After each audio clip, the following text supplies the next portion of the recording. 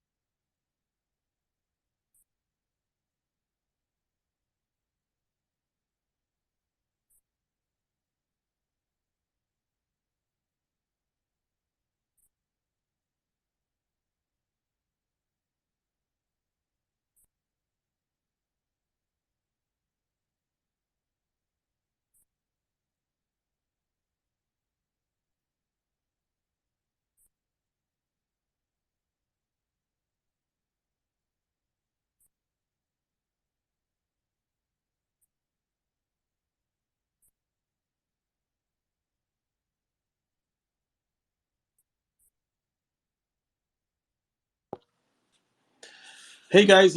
Good evening and welcome to a Twitter Spaces with me, Kalu Aja. I call it a special Twitter Space if you want to, because we normally hold this on a Saturdays, same time, 7 p.m.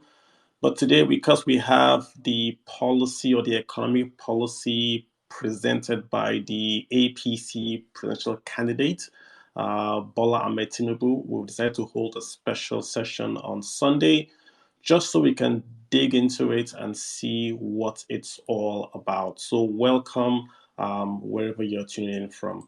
Hopefully, there are no rules per se, just try to keep it clean if you want to contribute, right? Uh, a few things I would request though, if you haven't read the policy document, it might be a good idea to get it or to download it. It's called Renewed Hope 2023. So that way you can follow, right? Because there's no way you can contribute if you haven't read it. Second point is that this is not political, right? My page is strictly money, finance, economy, and all that. There are lots of people that are simply tuning in and following because they simply want to understand. They could be foes, they could be friends, but they just want to understand what this means, what is written in this document, and what they can do with it. Some might want to use it to praise, some might want to use it to pull down. That's really not our real issue. We want to talk about it. We did promise way back in January that as every candidate releases their proposals, we will of course go in and we will try to analyze it for you guys, which is exactly what we're doing. Atiku was the first to release something when he had the session at the Lagos Chamber of Commerce, and we did a study on that, and we released it. It's on Twitter, it's on YouTube, so you can grab it, and it's there. Tinubu has done his as well, hence we're also talking about it. When Peter Obi releases his, we will also go and talk about it as well. So just the rules, right, guys? We're just here to learn. So I'm just going to run through, maybe take 15 minutes, 30 minutes, run through what's written down, interpret it the way I see it. I'm not talking for the APC. I'm just speaking of way I see it, right? And then if you want to come up and speak, of course, just request and I'll plug you in and then you can talk. And I'm going to start from the document has everything: education, health, economy. I'm just focusing on the economy, right? And I believe that starts from the page. Let me just make sure if you're following. We're going to start from page. Give me a sec, guys. The economy starts from page 11 on that document. So let's get right into it, right? Of what I picked up. The very first thing I want to comment is yes, they were able to identify the problem with Nigeria. And very simply, at the very top, they say yes, the Nigerian economy is, and I'm going to quote there: Nigerian economy is designed to export raw materials and import expensive finished products. That is true. Good identification there. That's what's wrong with the economy, or one of the things wrong with the economy, where we export raw materials, but we turn around and import stuff. So we're exporting cocoa, but we're importing chocolate. And a good way to look at this is look at the railways in Nigeria. The railway, we have two main lines in Nigeria. We have the one that goes all the way from Kaduna to Lagos. Then we have the one that goes as well Maiduguri to Port Harcourt. Those are designed to take raw materials out of Nigeria. So they all go to the ports. They take raw materials inland. They take it out through the ports, and it goes out, right? We don't have any railways in Nigeria that go horizontally, that go from Lagos to Aba or from say Kaduna to Ilorin. No, we don't have all that because the railways are designed by the British, and the British build them to export raw materials. I have asked many times, why has Nigeria since 1960 not built a horizontal railway? Many people think it's an attack, but the APC is now confirming what I've said, that we have no horizontal railways. We are designed for export of raw materials. Our gas is exported raw, our crude oil is exported raw, then we import propane, then we import PMS. So that's the main thing wrong with the economy, right there. Okay. Number two is they also then talked about that crude oil is the primary source of federal government revenues. Exactly. So those two things are really what's wrong with the economy. We make the Nigerian economy, the bulk of the economy comes from taxes, from non-oil taxes, the bulk of the revenues. But the foreign income, the foreign currency income is literally 80-90% crude oil. So once there's a recession globally, crude oil supply, crude oil sales goes down, thus it affects our ability to earn foreign reserves. And then what then happens is that we run into a deficit. So those two problems identified, fantastic. They got that right. Kudos to them. Let's go down the line. They also identify, which I also think is good that they did that, that Nigeria's population is now urban. So at independence, they said 15% of the population was just urban. Only 50% was urban. Now, half of the population lives in Lagos, Port Harcourt, Kano cities. So we've gone from an agrarian society to a city or urban-based nation. Very, very important that you have this point because it then determines how they want to then address this as they go along. Now it starts to get a bit interesting. And this point now is the main point that I think defines this budget, where I start to get a bit worried. They were also clear to say that they want to, we'll come back to this point. Let's come back to this point. The main place I would like us to focus on this APC roadmap is the part, it's on page. I want to make sure I give you guys that page so you guys can follow. It is on page 14. And this is where I think it starts to get very interesting. So in Nigeria, what happens in Nigeria is when we sell crude oil, right? In the past, let's say crude oil sells for $100, we get a lot of revenues, and based on $100, the government will do a budget on $100, increase salaries, and then spend.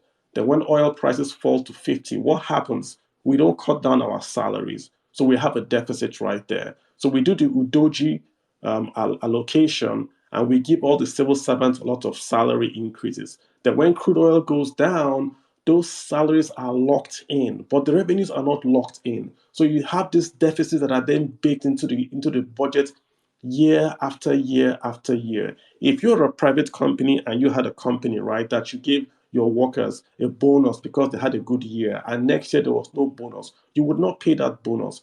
But the Nigerian government will keep on paying the bonus as part of a salary, hence it's locked in. So when we then had Ngozi Okonjo-Iweala, she came in a while back and she said, we've got to what we call immunize the income. That's the word used, the immunization of the income. What that means is that you take that income and you say, even though we get 100, we're going to assume a figure lower than 100 to give ourselves allowance, like a floor, to say, if oil sells for 100, we will put into the budget maybe at 50. So we're going to budget at 50. What happens to the other 50? We save it. So it goes to the excess crude account. So that excess crude account is income that has not gone into the budget because we have said the oil price in the budget is 50, not 100, right? Now, that's what we then have the budget where you hear the oil benchmark and you hear the excess crude. That's where that comes from. So whenever they will do the budget, if the oil price is say $80, Nigeria will say we're going to take our price at maybe $50, which means we are going to put the 50 as revenues. The extra 30 goes to the excess crude account. So we've immunized ourselves that the oil can go from 80 to 70 to 65, but because we have it at say 60 or 50, it's sort of like we can work with that, we can plan with that. This document by the APC, page 14, is saying they're going to scrap that excess crude arrangement. They don't say it in actual terms, but they say they are going to stop that methodology of linking the annual budgets to the dollar value of projected oil revenues. So the APC is saying that going forward, right, we will not have the excess crude and we will not link the budgets to the dollar price of crude oil. What will they then do? They say they are going to essentially, just like the European Union has done, they will suspend limits on government spending, which means they're going to base the budget based on what they want to spend, not based on the revenues they are getting. Let me say it again. The APC is saying they're going to spend money based on what they budget to spend, not based on the revenues they are going to get. Right now, if you look at the 2023 budget, the revenues are minuscule. They are maybe about 1 trillion, but we're spending about 16 trillion. What's the difference? We are borrowing, we are printing money to make up that revenue side, but we are still capped to the oil benchmark in the budget. Under the Tinubu administration, they will take away that cap, which means if they want to spend 50 trillion, they can spend 50 trillion because there will be no cap on spending. The budget will be based on what they want to spend, no oil benchmarks. This means they have to go in and change the medium term expenditure laws, which is already a law passed. They have to go in and fix that. Otherwise, they wouldn't do it. But this is what they plan to do, right?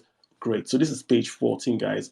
And on that page, it then says because they can spend as they like without a cap, they are going to hire millions of unemployed Nigerians to modernize national infrastructure. So again, I'm quoting from the actual act. This is what's in the document, right?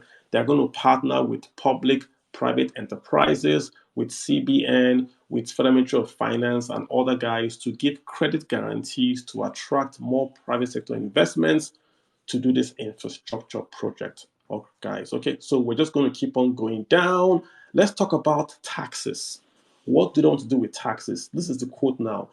They want to review the corporate tax system, right? They want to plug harmful loopholes, make it more progressive, which means if you earn more, you will pay more. Nothing wrong with that, but they still want to plug the loopholes and make it more progressive. Then they say they're going to tax luxuries and they're going to have higher tariffs on luxuries. Nowhere in the world do luxury taxes work. It's been tried in America, it's been tried in France, it's been tried in Nigeria. Anywhere you tax luxuries, it never works. That's why you see the world today doing a global minimum tax so that you can't dodge, right? Because once you tax rich people, they have lawyers, they move capital. Capital is mobile. So if you're going to tax luxuries, it's been tried, it always fails. Then they say they're going to incentivize international companies to then do setup in Nigeria and then produce locally for the Nigerian market, right? He then says that the Tinubu government will deploy the same tax skills used in Lagos for the federal government.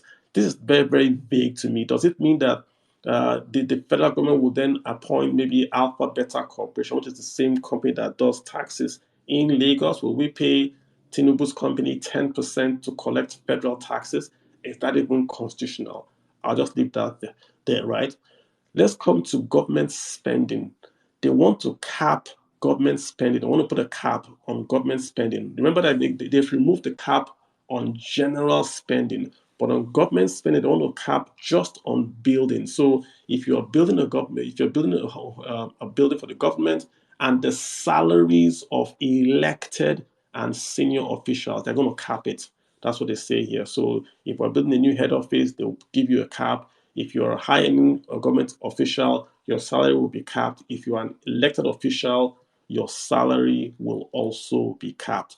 Let's get into the weeds, guys. Monetary policy. This is under one where this is you have to pay attention to what they are saying here. Under monetary policy, this is page 18. They make this sentence here that says that things are useless, but when you attach money to them, they become useful. What they are trying to say is this: when you take an unemployed person, he is a quote unquote, he's not a part of the economy because he cannot spend. So he's not useful, not a useful part of the economy. But when you attach, and they're quoting here, a living wage or capital investment, then that idle person becomes valued and productive. If you tie this back to the initial statement they made about removing the cap on spending, you then see where the government is going. That they're going to remove the cap, they're going to spend trillions, they're going to print, borrow trillions, and they're going to employ a lot of Nigerians, pay them a wage that makes those workers become quote unquote productive because they can now spend. Well, not just an analysis, guys, I'm not just giving you what they wrote, analysis for you pretty soon. So this is what they are saying, monetary policy, that's page 18. And then, of course, let's come to exchange rates. This is another one that scared me. They are saying with the exchange rate, this is page 19, and I'm quoting here, it cannot be ignored nor left to the vagrancies of an unrestrained market, which means that they are going to manage the exchange rate of Nigeria, because they are saying right here our economic policies will be guided by a desire for a stronger, more stable naira. And they are saying they will not leave it to the vagrancies of an unrestrained market. On inflation, that's one part I think I agree with them 100%, and they got right that the inflation in Nigeria is not caused by demand, but it's caused by lack of supply. So what I'm saying is that rice is not expensive because people want to buy rice. No, the rice is expensive because there's not enough supply of rice in the market. So the increased supply of rice in the market, then the price of rice would go down. Guys, so this is page 20. Let's stop here and let me do a bit of analysis to you what I've read.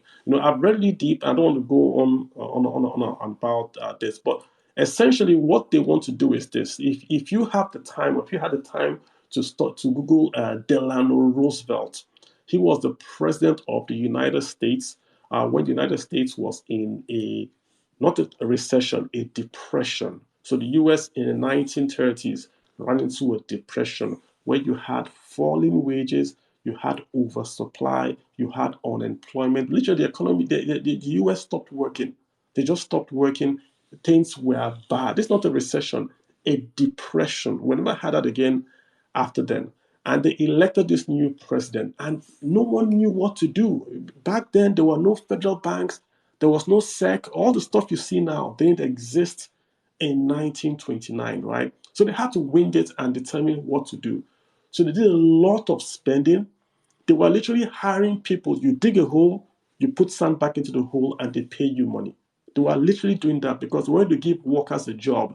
Because if they give workers a job, the workers will go spend. And if you spend, then the shop owners will get money to then pay their rent and to pay for other stuff. In short, we're to kickstart an economy. This is what, if you do economics or you write this down, Keynes, Keynes, Keynes, he talks about that the government can determine the direction of the economy by simply spending. So he says deficit spending. You spend more than you earn because you want to jumpstart the economy. If a car stops working and you want to make that car work, what you do, you jumpstart the battery. You take another battery, you connect wires to it, to your own car battery, then you jump it, or you push it and you jump it.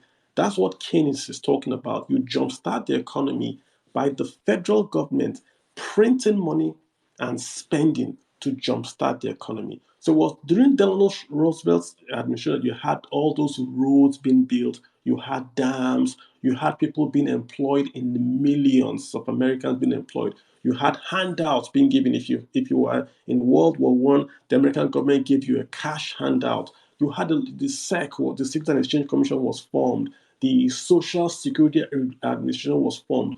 All this is what we call today big government, right? So the thinking is that because the private sector cannot do it, the government has got to do it. The problem is that in the 1920s in America, what they were going through was a deflation. They weren't going through an inflation. The prices in America were going down because they had an oversupply. In the 1920s, America found fertilizer. So all their farms became profitable. They were overproducing. And because they were overproducing, the prices of food started to fall. And because food prices started to fall, no one was buying. So no one was making money. There was no investment. That's what's happening in Japan today. Their problem was not inflation. The unemployment was not caused by inflation. It was caused by too much supply. One of the things they did was to create cartels, legal cartels, that restricted the supply of farm produce into the market. So American government was paying farmers to destroy output so that prices would rise back up. In Nigeria's case, we're not there yet. The economy today is bad, but we are not at the point that you cannot fix the economy without spending trillions, removing the cap on spending, and employing millions of Nigerians. The misread is that someone is looking at America and saying America had a depression. They did this, they spent money, they employed people, and then they were able to get themselves out of a depression. If we come to Nigeria and we also print money, print naira, and spend and hire Nigerians and deploy them to fix infrastructure, we will also take ourselves out of that depression. That I think is a misread because it's a different scenario. If you print naira and you fix the foreign currency, where do you get the dollars from? If you employ all these youths, 10 million youths, and you are paying them a salary, do you not disincentivize the private sector from then being the employer of labor? The government cannot employ, it can only redistribute. This is where I feel we're missing. I think it's a wrong diagnosis. We're diagnosing chemotherapy for a patient that has malaria. Just my view, guys. Let me get guys that want to speak. I'm going to add you guys real on, and then we can take it on. Just my take, guys. And I had to stop there. I could have gone on about this proposal. Just I can give you one example. Agriculture. Their proposal for agriculture is to fix prices. That's not the solution. The problem with agriculture in Nigeria is not prices, it's supply. Rice is not available. If you fix the price of rice, it doesn't change anything. You can fix the price of rice at 10 naira or 10,000 naira. It doesn't fix supply. Rice problem is supply. If there's more supply, then the price of rice will come down, inflation would come down, CPI would come down, then interest rates would come down. Millennium, good day, sir. Millennium Capitalist Oladayo Adenubi. How are you, sir? You've got the floor. Can I come back? Sure, you can. Let me get Akinlabí, Comrade Blue. Good day, sir. Go for it. Yeah, good day. Thank you very much for the opportunity to speak. I mean, you couldn't have said it better. I was just listening to you and I was smiling. When you were trying to describe the misread and the misinterpretation of the solution that was applied to a particular scenario and what we're trying to do, that's exactly, my point as well. I mean, first off, where we would have a problem is the fact that we realize that our spending habit is still significantly dollar-based. You find a lot of people who still want to go out of the country to get medical assistance. How many things can we really make? How skillful is our workforce, right? So one of the main reasons why that idea is dead on arrival, I'm talking about removing the cap on spending and spend our way out of the problems that we have. One of the major problems we're going to have is that so many things that are required to fix us, we can't get them locally. And then we're going to need some sort of forex to be able to acquire them. I mean, that's just a simple way of looking at it. We're not going to have enough dollars. And, if we look at purchasing power parity, we'll just be going right down the way of Zimbabwe, because we would need, when you sit down and look at, okay, so we want to spend our way out of the problems, what do we need? I think when you ask that questions, the answers, the right answers will start to pop up. And, within 15 to 20 minutes, you know that this idea cannot just work.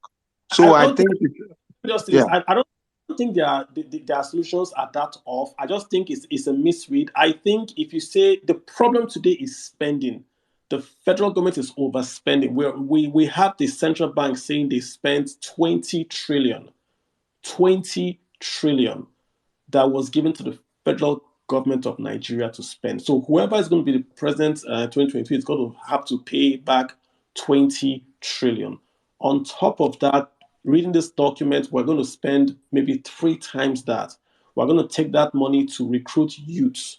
And there's a focus. They are very, very particular to say manual. When they go to agriculture and even when they talk about the spending in the location, they make sure they use the word manual because they want to employ people. So it's not an efficiency drive, it's an employment drive. Nothing wrong with that. Yeah. But I understand you. Yeah, I understand you, Carl. What I'm saying is that, so at the end of the day, there's an objective, there's something we want to achieve.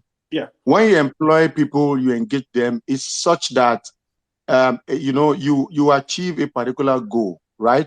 So we want to be able to, get people involved in agriculture.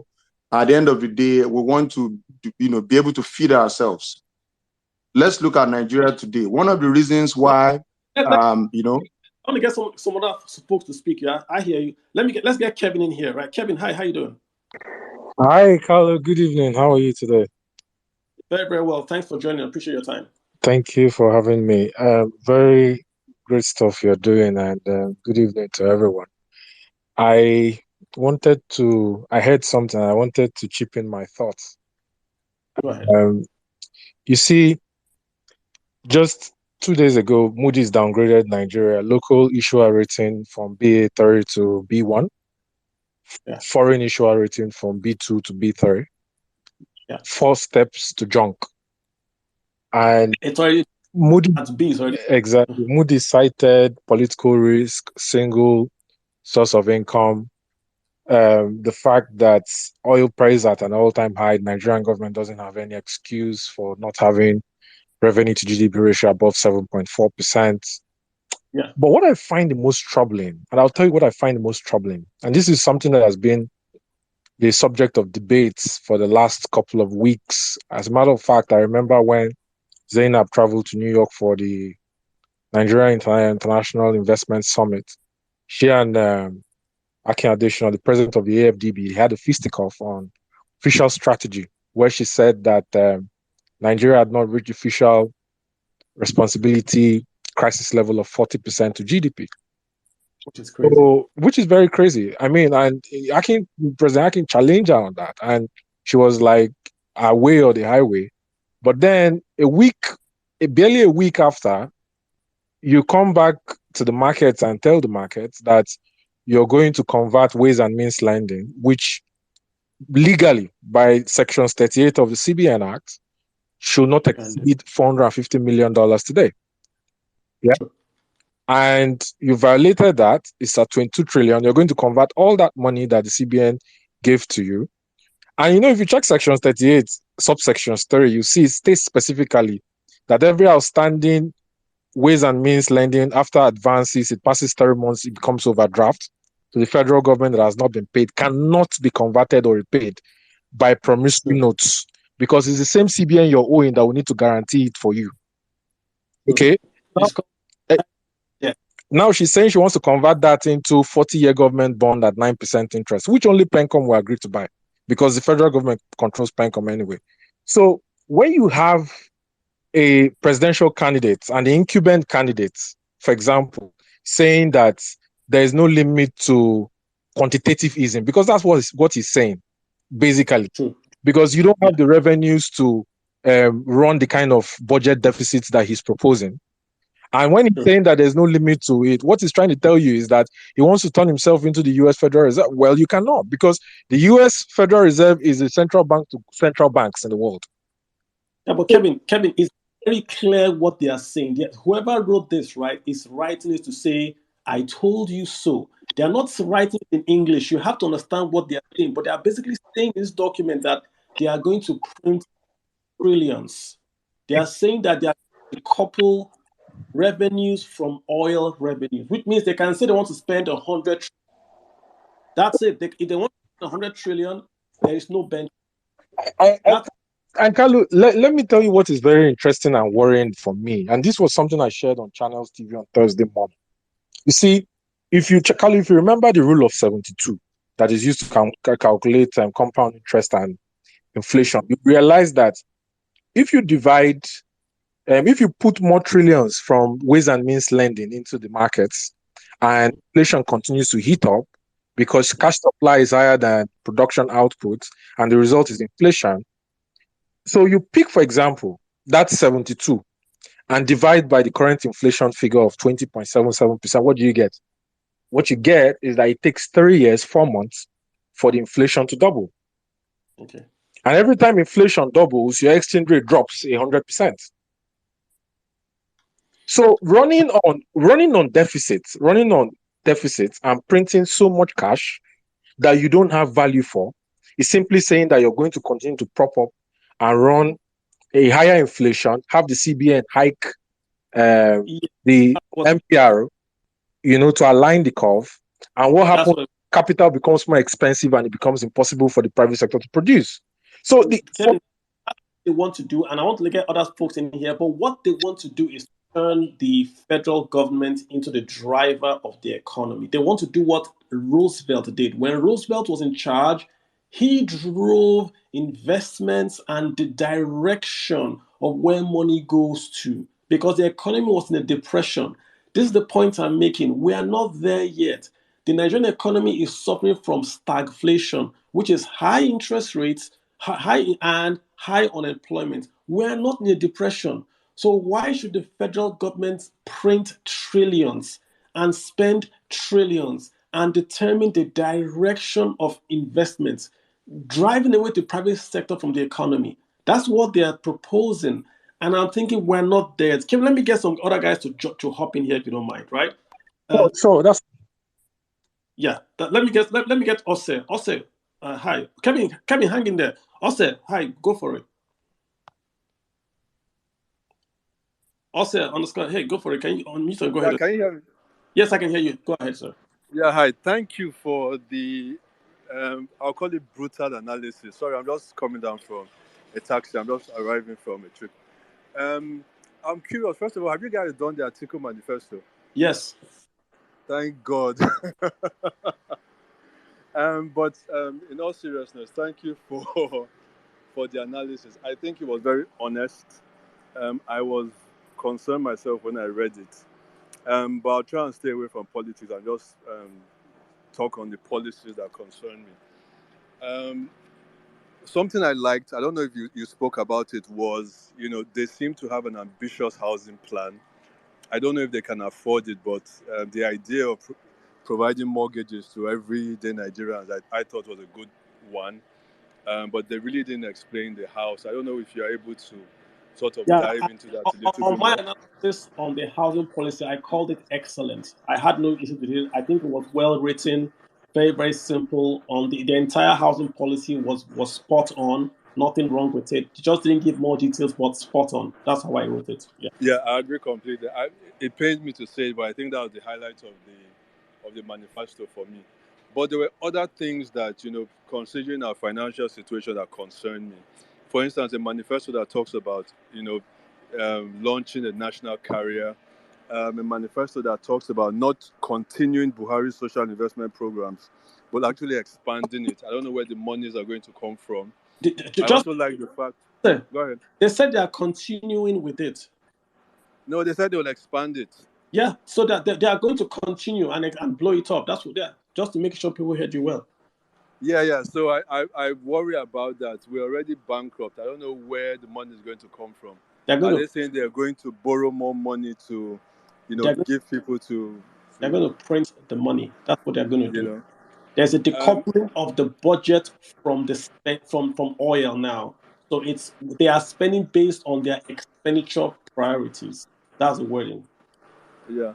There was a bit of policy for me incoherence when they spoke about their energy policy, pursuing or they said they'll commit to Buhari's net zero plan by 2060, but then they're pursuing gas production. They're looking to quadruple oil production. Yeah. So I didn't quite understand how that was going to work. Are we pursuing net zero? Are we becoming, really looking to exploit our energy reserves? I wasn't that clear on that either.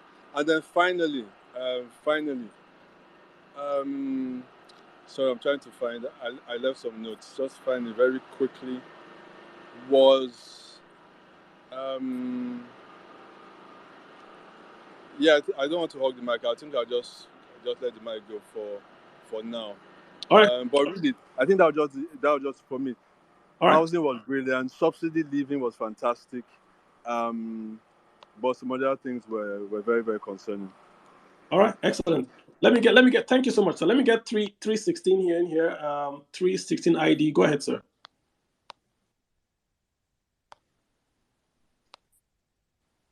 I was looking at it more from if we are criticizing what they are offering, what are we proposing, or what do we think is best? Not my job. I don't. Yeah, I understand. Yeah. So, but they are running for office, right? So they present, we praise, we critique. Let me also give the praise. Very, very good point, sir. Okay. I felt the housing policy, they wrote it here, the housing policy, like I said, brilliant. I think it was okay. They wrote that. They also have something in here that they want to increase the devolution of powers and give states and local governments more money. Brilliant. The education plan, although that's not my space, STEM research is there. STEM spending is also there. I like that a lot. And like I said, the inflation policy, where they want to fight inflation by supply, also very, very good. They got that right as well. Just to be clear, I like the infrastructure to youth. I like the youth, employing them to infrastructure. What I don't like is how they want to pay for it. See, the document doesn't even have a lot of how we are going to pay for it. It has this what we will do. It doesn't really say how they're going to pay for it. You've got the mic, sir. Okay, so the problem of funding will always persist for all the whoever is going to bring a policy document. I don't know. We don't have the funds. I was hoping that if they have savings from subsidy and all the oil leakage that we have, they will be able to fund some of the things they are saying. But that doesn't look like it. So my worry for this is the printing of money thing. I'm looking at what are going to be the consequences. Is that not going to put us into more problems? So that part of the policy document is not quite clear. Though you have explained it very well, but it's what I have always assumed, that they are going to print more money, which is also very worrisome. So there are some key points like you have mentioned, the infrastructure part, the building, employing more people and all that. Those are beautiful things to do, but none of them is saying how they are going to fund it, and that is very, very key. So we might have to assume, which is more like what you've explained, which is printing more money. So for that, that's a no-no for me. There's only one way You either borrow or you print, and we're doing it right now, so there's no difference. Let me get Mr. Sheon Onigbide. Hi, you sir. Go ahead, sir. You've got the floor. Thank you, 336. Thank you so much. All right. Thank you so much. It's a pleasure being here. I hope you can hear me, Kalu. Very, very well. Very, very well. Okay, good. So I think it's a continuation of what has been happening. True. And I think everyone as the head of budget, we've mentioned this several times that I remember that when President Buhari won, the first event we had at budget, we called it Finding Money for President Buhari, because we were very clear that the scale of ambition that he had, there was no resource to be able to handle it. And we had Yemi Kale, Femi Awoyemi, and a lot of eggheads then to think through about a policy trust for the government. We submitted that to the VP and all that. But for me, I think that they've been big on the fact that they have to spend. And let's be honest, Tinubu is the candidate of the APC. He's been very consistent. Go ahead. Yeah. He's been very consistent on this position. I can point at least 3 to 4 articles or speeches that he has made that points to the fact that we cannot be constricted by federal revenue to the scale of what we need to do. And the evidence is there in the last few years of how inflation, how deterioration of value. His evidence is also even there about the exchange rate, because when you print money and it's not backed by assets and you don't put it in the right places, what you end up doing is that you have a lot of naira in the circulation still chasing dollars, and there is no corresponding dollar on the other end for you to be able to import or for you to be able to use. So I put 20 trillion and I give it to Julius Berger. And Julius Berger needs to buy new machineries. And so, okay, you go and make roads. And we don't produce machineries internally. And Julius Berger is looking for dollars to buy machineries. And there is no dollar on the other side, because I did not monetize the dollar I have before I can be able to provide naira to the circulation. There is a challenge in there, and I feel good out that everybody needs to, and I like the honesty in quote about this is what they have said. There are a lot of good things in the manifesto, I have to admit, like the housing that has been mentioned. I feel that it was a bit elaborate. There was a lot of clear thinking around security to some extent. The agricultural part is also worrisome. There was a reason why commodity was were abolished in the 60s. It was a cartel, it was a corruption spectacle. And because a lot of people in Ibadan then, I mean, if I look at the Western region, would weigh cocoa and say your cocoa is substandard. Okay, give us extra money if you want us to upgrade the grading of your cocoa to grade A or to grade B. Or they will say, oh, they give you the wrong weight, and you walked all the way from Ekiti or from Mundo bringing cocoa to sell in Ibadan and all that stuff. And it was clear that as over time, farmers began to lose interest into the whole enclave. And before you know it, by the time we cut into the 70s, and everybody has even stopped cash crop production, and we now went heavily into the other crops. So for me, I figured out that being obsessed with those kind of ideas of price fixing, of us not driving efficiency, is a bit very, very dangerous. Yeah. Maybe whoever is thinking in that way needs to update their thinking. Because those ideas are really, there is enough literature that these ideas just don't work. There are a lot of conversation. You have always been a apostle of the fact that we have a spending problem. We have an spending efficiency problem. Very, very obvious. We also have and I also have to put in a point that we have a revenue problem too. But the answer to our revenue problem is very, very well known. We can be a country of a $400 billion GDP, and we can barely even raise $35 billion annually as a federation. The answers are there, but are we really to be honest and be bold about it? That's a question. So I think what I found missing in my last point in the whole manifesto is that for someone who will be big on taxation in Lagos, and we have to acknowledge that there was no key point around reforming the tax architecture. There was no strong point on that point, because until we reform the tax architecture in Nigeria about how we collect personal income tax, how we collect CIT, how we incentivize CIT, how we collect VAT, how we incentivize that, how we bring informal systems into formalization structure and incentivize. Until we're able to do that, there is no way we're going to get out of the low percentage revenues that we have. I'll put a stop at that. Thank you. Yeah, let me just also take you up and just say that, like, again, he has been very, very clear. I heard him on a speech some time ago saying he was going to print more Naira. I think that was during COVID. He said, print more Naira and spend. I heard him say it. I didn't take it seriously. Now I know he's pretty serious about printing Naira. And every nation prints. The US has printed. The EU has printed. Every nation prints currency. Like you said, the issue is not the printing, but the backstop. If you print, you have increased taxes one way or the other because we are going to pay for that print. That print, where is it going to go to? If we say we're going to use that money and employ kids to fix roads, kids can't fix roads. Julius Berger can fix roads. You can employ the kids to do gutters and to work, but if Berger says that they have a machine that can do 20 kilometers a day, from the policy document, they are looking at manual labor. I read two parts in agriculture and in the infrastructure part. We're talking about manual. They want to do this great New Deal arrangement where people are employed and given youths. I'm just worried that is more recurrent than capital base. Again, with agriculture, their solution is to fix prices, not liberalize prices, allow the currency to float. Another big thing there in this document, the currency is not going to float. They want to, quote unquote, not leave it to the vagaries of the market. I see a lot of issues ahead coming with this. That's just my take. Okay, let's get White B here for your play. Good day, sir. Good day, sir. For me, I've read the documents and I have no problem with the documents because personally, I believe in big government. I believe we have a lot of unemployed Nigerian youths. I think, if we're not mistaken, we have close to 60 million Nigerians that are unemployed. What other way do we have to employ those people than this way?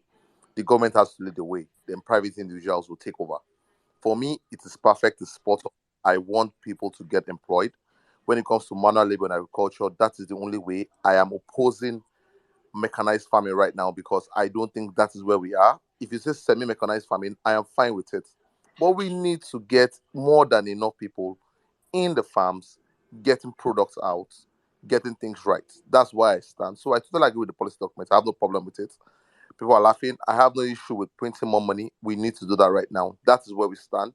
We can argue all we want. We have been doing things in a certain way over a long period of time, and we are going down the hole. Nothing has changed. We keep hearing experts telling us, "Oh, let's go this way, peg it against the naira, do this against this. But it doesn't work. That is my own stand. So I'm totally with the policy document. I think that's the way to go. I agree with you that we are not in the same place the US was in 1914, but I've always thought about it that was the only way to push Nigeria through whatever they're going through, print more money, get people involved, more manual labor. That's what I will encourage, more manual labor. I know people will say, oh, we should look towards technology and whatnot, but right now isn't the time. We have 250 million Nigerians. Technology cannot employ a lot of people. There are downsides to having technology. You just said something about Julius Berger now having a machine that can build 20-kilometer digs or whatever they need to do. We need people to take that job, to do that thing, get paid, be productive, tax them, and get more money for the economy. So I might be wrong, you might disagree with me, but I totally agree with it. Thank you. Yeah, I think I respect your contribution. And again, nobody's here to say if you are wrong, we should laugh, or if you're wrong. No, I think it's going to be I like what's going on right now because we have a left-leaning progressive agenda on the table now. The article on was, I think it was middle of the table. If I haven't seen the Peter Obi one. If it comes out, we might have something else to weigh it against. But like you said, a progressive government, big government wants to employ people. They don't want mechanized. They want people in the farms, in the roads, they want manual industrialization. They want North Korea. They want China. They want Vietnam. They want people working in those mass fields to create employment so that there is wages and that they can kickstart the economy. That's the thinking. No problem with that. We're really worried about maybe the implementation more or less. But I hear you, White. Just hang in there. Let's get Jay. Jay, go ahead, sir. Yeah, thank you. the policy definitely inspires hope. That one I believe it's something to look up to. I look forward to what would happen, but it's scary, especially given the impact that the policy may have on the naira. So I'm assuming that we may be going towards the actual devaluation of the naira if they in fact go ahead with the policy and the general implementation. And so Not massive devaluation. That's out of the window already.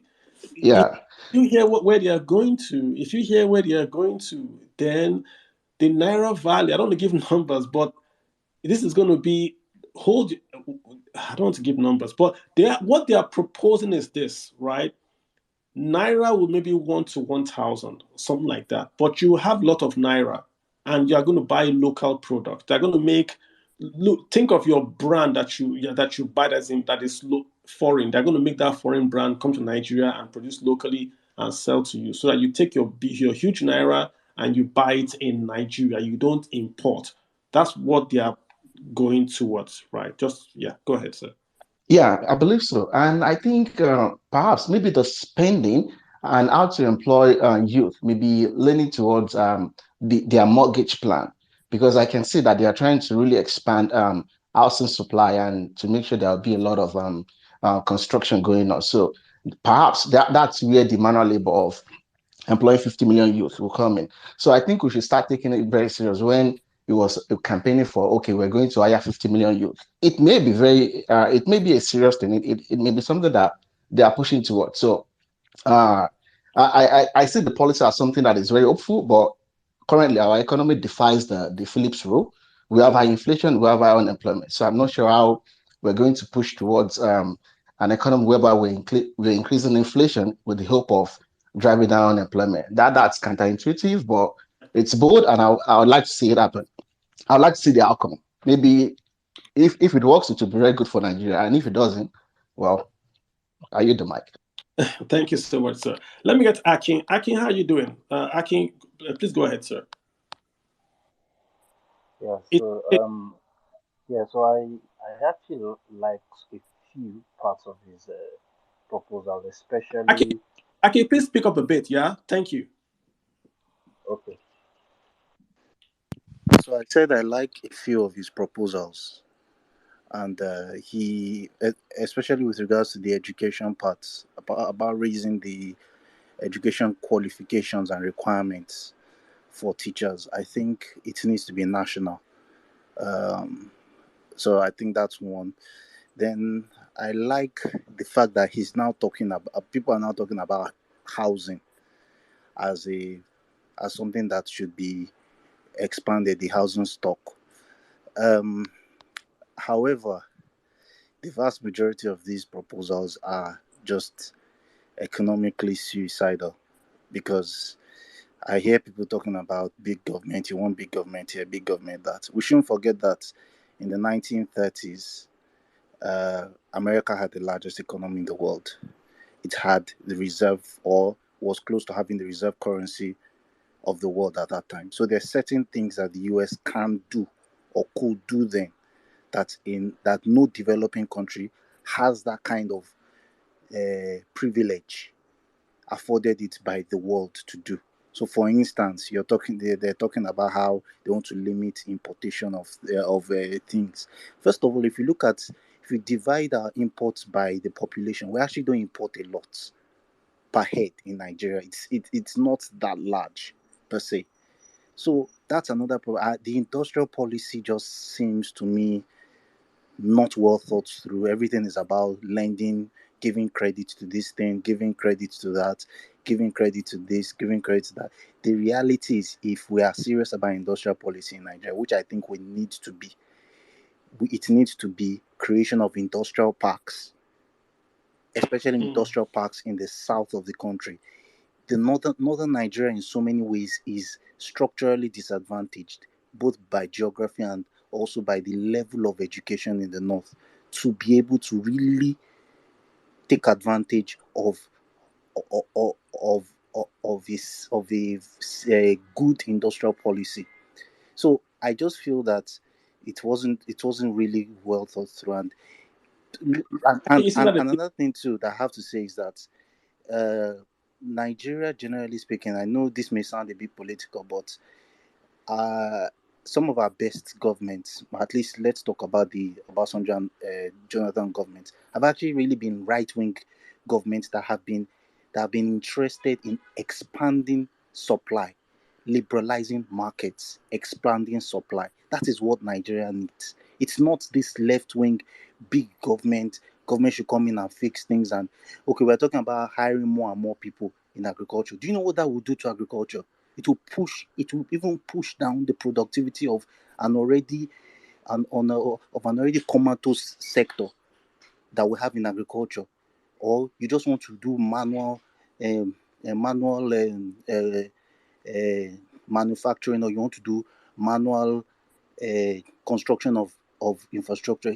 It's a disaster in productivity terms. That will mean you have millions of Nigerians on low paid jobs, and that will not still solve the insecurity problem, because low paid people will look for other ways of surviving, especially in a high inflation environment, which this would cause. So we need to seriously Yeah, think and not just say a lot of big grammar and everything.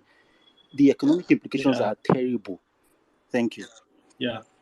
I mean, I can just make the point again. I hope you understand what is being proposed. Like, you are going to employ 20 million people. How much do you think that they're going to be paid? Are you going to pay them 200,000 a month or 50,000 naira a month? It's going to be N power on steroids. So all these folks, some will be sent like NYSC to the roads, some will go to the farms, some will go to teach, but they're all government workers. That's what's going to happen. So now then you say we have eliminated unemployment in Nigeria. That's going to be what they're going to say. How did China eliminate extreme poverty? China is a communist nation. Why didn't they do a communist economy? They did, and they had a famine. Then they changed to a capitalist economy, and then they eliminated extreme poverty via capitalism. Their president he said, it doesn't matter if the cat is white or black, let it catch mice. The point is, if you want to solve poverty, you've got to make people earn money. If people just earn 50,000, 60,000 a month, and then inflation is 20, or you have no supply, then we're still back at stage one. It might take, right? Monday, hi, let me hear you out, sir. I've got Ade Sonia Ibuku. Hi, go for it, sir. Monday, you've got the floor. Monday, All right. Hello, can you hear me? I can hear you. Go ahead, sir. All right. Good evening, everyone. So, yeah, regarding this economic policies, I think, or the policy documents, it's a bit of a mixed bag for me. There are a few good points. There are some like bad, what I will, in my own view, what I would consider bad plans. And then also there's just no like actual time frames or timelines given to most of their quote unquote plans. That also poses a sort of concern on my own end here. Then also we look at some of the policies, like, okay, everybody has mentioned the housing. I also believe that housing policy is actually a good one to start with. Then somewhere inside that document, they mentioned something around the reform of the Land Use Act. I would also like to see, that come into play if it gets into government. Then along the lines of education, there were some good points, not something I'm totally convinced about, but also regarding this mass employment, I also have concerns about it. It's not just about, should I say, the nature of the jobs you are offering to people out there. It's also about, should I say, relevance in a sense, in a like global competitiveness, so to speak. We can't keep saying we want to develop as a nation if we're not trying to be globally competitive. You can't then also he mentioned something that gave me some sort of worries about explicitly decoupling or removing this naira expenditure and dollar inflows. As a developing nation, I don't think that is. And when he mentioned it, he made reference to European countries. You look at the European countries, the EU, and you notice that you can understand that these nations are well ahead of Nigeria. If you are looking at the link, like separating the dollar inflows and naira expenditure for a country like Nigeria, where I don't even think there's any sort of global demand for the naira. Whereas that's why I was trying to explain to a friend of mine. I said, show me one person outside Nigeria who wants naira. I'll show you 1 million people outside the US who want the dollar. That alone already puts us at a sort of disadvantage in that sense. I don't know if you understand what I'm trying to say. Because if you look at it, you can't just say you want to push out money like that without a demand for it, so to speak. I hear you, Monday. I hear you. I mean, it's again, we're just saying what we see is good and what is bad in the policy, so that folks can understand what they're getting into. Millennium, I've got Millennium Capitals. Are you back, sir? Yes, thank you very much, Kalu. Yeah. So I will just speak on a few points, because I know a lot of people have addressed some other things, but I'll just so concerning the agriculture this thing, I don't know, there's a sort of inconsistency in Tinubu's this thing. So when he went to the northern I think their councils this thing invitation, when he was talking about this commodity, he was saying commodities exchange. Now in the policy document, they are talking about commodity boards. Now there's a big difference here. Commodity boards are like price fixing entities. Then commodities exchanges are price discovery entities. Now, what's the difference? Commodity boards, for example, now the reason why they fail is because there's something called the agency problem. Now, in governance, right, the agency problem speaks to the two parts of the equation, which are the agents, right? Then the principal. For example, in this case here now, the stakeholders or the principal here is the government and the people, right? Then the agents are the people who head those marketing boards. So the agency problem speaks to the fact that the incentives of the agents are completely different from the incentives of the the goals of the agents completely different from the economic goals of the principal themselves. So the agents are there serving their own interests, right? So there is a moral deficit there, that the agents themselves have incentives to do what favors them rather than what is advantageous to the broader economy. So that's the reason why those marketing boards became very corrupt, right? They tell people to bribe them for them to increase their rating and all of that. These are the same things that happened with yes, these are the same things that happened with the extreme. So here now too, then look at commodity exchanges, for example, is where people come and trade receipts. Not, they don't trade goods there, right? You just have speculators, and you also have what they call it, investors who help these farmers, right, to fix to be able to lock in specific prices so that they won't be too exposed to the vagaries of the free market. So here also we should know that left-wing policies are not that bad, in the sense that government regulation is also needed, because the free market, like Kalu said, in the 1930s, the US had the deflation where the government had to step in. So the government is also very important. And for a growing economy like Nigeria's, we need the government. In fact, we need a lot of government intervention. But the issue here is, how will they pay for these things, right? That's the question. Another issue here is now the inflation management. Round up very quick. So Yeah. I'll round up very quick now. The inflation management here. So I want to draw people's attention. There is this interview that Bismarck Rewani did on Arise TV, where he spoke of where they did their own internal analysis on Nigeria's inflation numbers and what exactly causes it.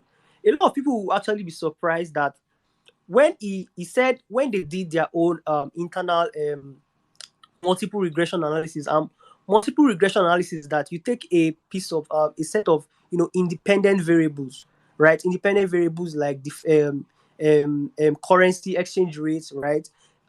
Things like CBN ways and means. You also take things like what else? A lot of things that inflation depends on, like food prices. Things like insecurity, the effect of all those things on production.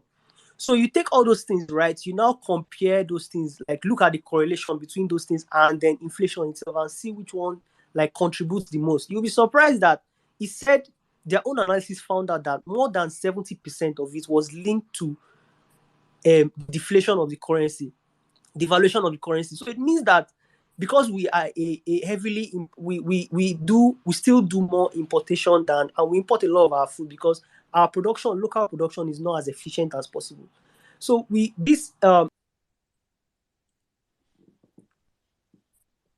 Sorry, you dropped off, Millennium? I think you dropped off, sir. But I think great point you've talked about, Mr. Iwane's study about the deflation, linking that.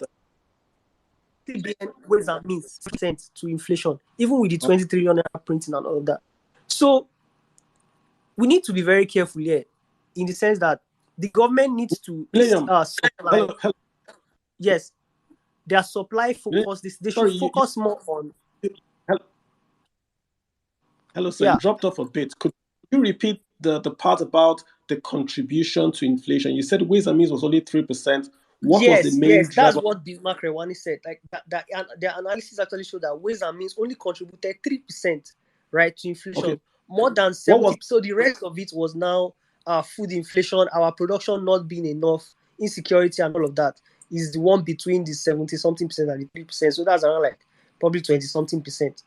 So we can now see that this exchange rate is a big factor, right? So the government has to work hand in hand with the CBN to liberalize this exchange rate.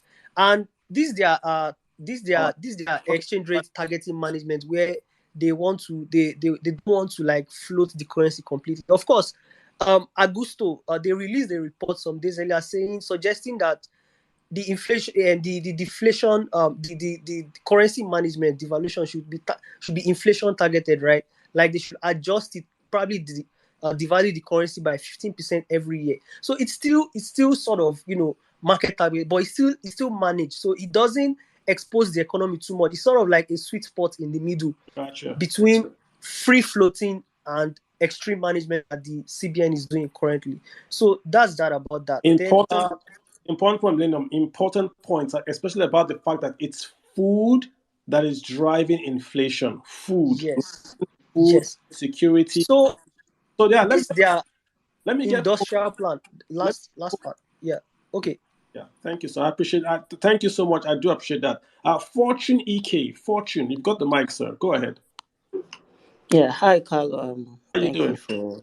Thank you for the opportunity. Good evening, everybody. So basically, looking at the document, I myself have studied it. Great points on housing, great points on education. But again, it's the issue of funding. So I'll go the solution way. I think printing money is not the best for us at this time, owing to the fact that when you print, you cannot equate that value. You cannot give equal value for whatever amount you've printed. So I would think the government should look towards production.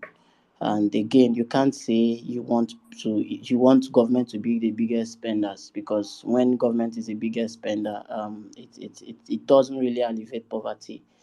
What you have is people managing their lives. For instance, you have people employed and they go into the fields to do manual labor. They are not well paid, like you highlighted. I don't want to go into all of that. So the best way to go about that, yes, you can employ people. I think it's the same strategy the governor of Ebonyi used. I think when he first entered office. So what he did was to employ more people into the ministries and then bought machines. So he bought construction equipment. They are saying that if the government cannot create a job, let's get that point clear. No government, the US government, the Nigerian government, no government can create a job. All the government can do is to tax you and to take your money and quote unquote create that job. So the money comes from you.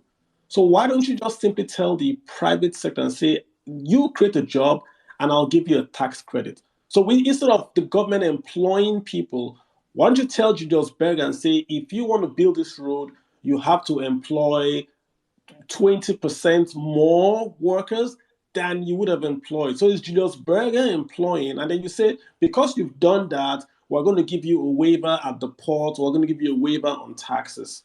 Why don't we do Uh, we can't employ? yeah. So see the problem we have, and it's a key problem here. The problem is that those contracts are overinflated.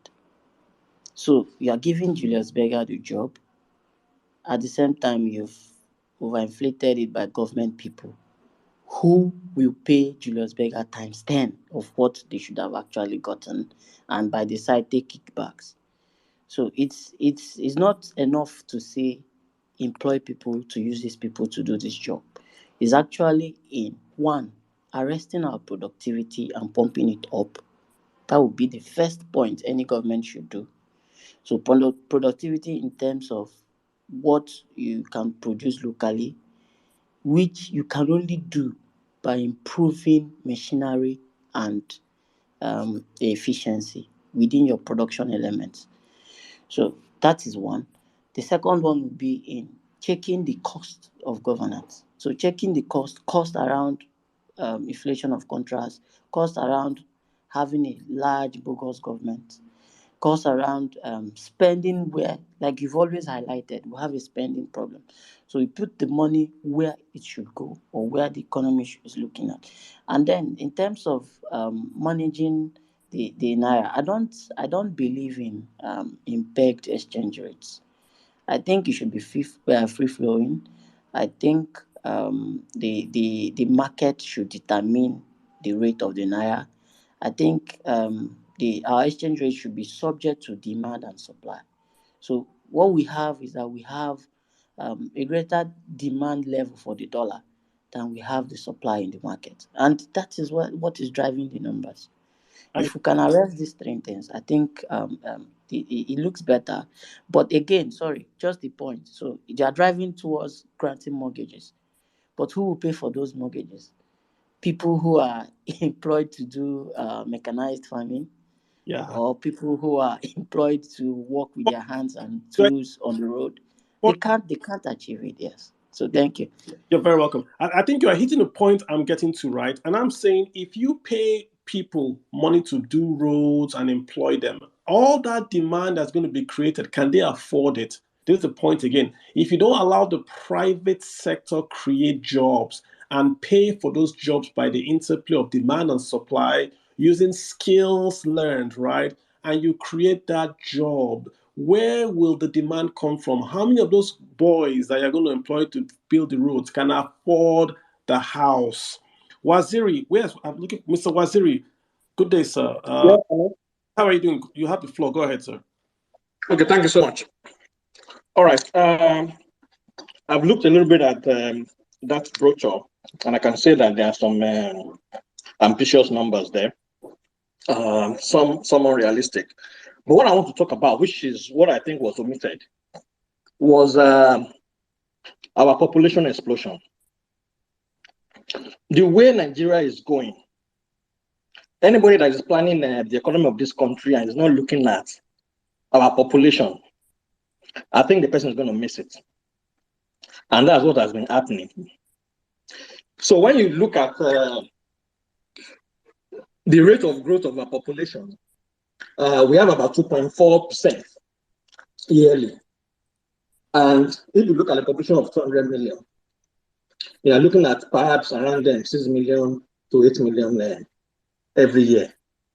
You know, if the government does not look at this figure and plan with this, it's going to be very difficult. If you look at the way, if you look at the brochure and the way they said that the unemployment is going to go down, it means that the government is trying to create 6.5 million jobs every year. It looks impractical to me. Even at the height of the highest prosperity in the US, the way people create only 2.25 million jobs per year. And that's the country that is mature with a lot of resources.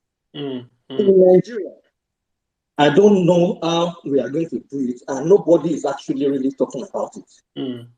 Between 2015 to now, 2022, our population increased by 34 million. That is more than the population of Ghana. Between year 2000, 1999 till now, our population increased by more than 100 million. It's not possible. When you look at other countries of the world, there is none that is doing well today that has rate of population increase of more or up to 1%. Mm. So when you look at it, and nobody is really talking about this. If you continue growing this way, I don't know the kind of resources we are going to be able to generate to take care of our population. How many people are entering the labor market on a yearly basis? Yeah. Do we know? If, for example, now we have 3 million jobless people, unemployment. If you create 4 million jobs per year, which is unrealistic, in 8 years' time, we will still have about 50 million that are unemployed. So I don't see us, being able to do have a good economy where things will become cheaper. Things is going to get more expensive every day because demand is going to become more, and our rate of production, increase of rate of production, cannot actually match the rate of the rise in population.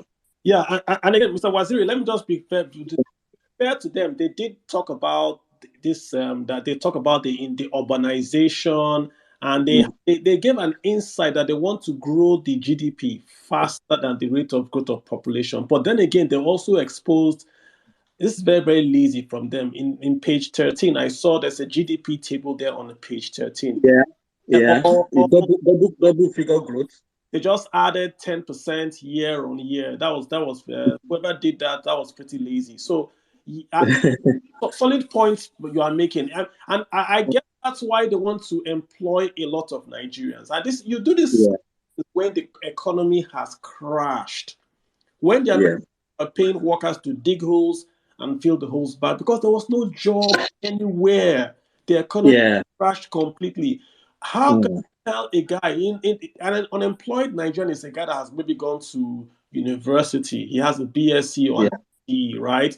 He knows computer science, he's on the internet, he has friends in Canada, he has friends in the UK. Tell him to go wear a jacket and to fix the roads. I hear you. You're going to say there's dignity in labor. I hear you. But that guy's aspiration is a lot higher. A lot higher. There has to be a bit of innovation in how you can employ younger people with real wages. There is no way the government is going to pay you a real wage, guys. Even the workers today in the federal ministries, ask them what their wages, even with pensions. Compare it to workers in banks, in oil companies, in startups. Compare it. And then they're going to employ you. Are they going to pay you a pension when you're in those people? So I'm not really sure about that. Let me get Ibrahim. Ibrahim, Mr. Waziri, thank you so much. Ibrahim, you got Thank you so much. Ibrahim, please, you've got the floor. Go ahead. I keep Ibrahim going once, Ibrahim going twice. Ibrahim, I'm going to take you off. I'm not hearing you speak. We add folks here. All right, Olumide, hi, what's up with you? Go ahead, sir. Yeah, good evening, Kalu. Interesting conversation. Actually, I wanted to add some color. We ignore key sectors here, the blockchain, the INARA, the market, and oil. I think the manifesto, the document should have explained how they will convince OPEC that they will be the players that would increase capacity by 2.5 million barrels a day in 5 years' time, and almost 4 million barrels per day in 2030. When considering the fact that the world is going away from fossils, you could see that because of what's happening in Ukraine, Russia, that the European Union saved about $11 billion on renewables. So I think that number needs to be checked on. And also, we should also look at the fact that the document was quiet about petrochemicals investment, how they could really look at the petroleum industry that has been really lacking. Then on the blockchain, you see a party that really did not support the crypto industry for the past 7 years. How would you sell it to the National Assembly that in the past, you've ignored banks from aligning with crypto, and the inner functionality. We know why the inner was brought to existence, and some of us even clamored for it, despite pressures and anger by growing Nigerians seeing it as anti-Bitcoin. But you not use it to solve the desired need of the Nigerian people. Corruption still remains the major order of the day. You've not spoke about accountability, how you save the country's resources. So the automation of the blockchain and things like that were not highlighted. It was vague.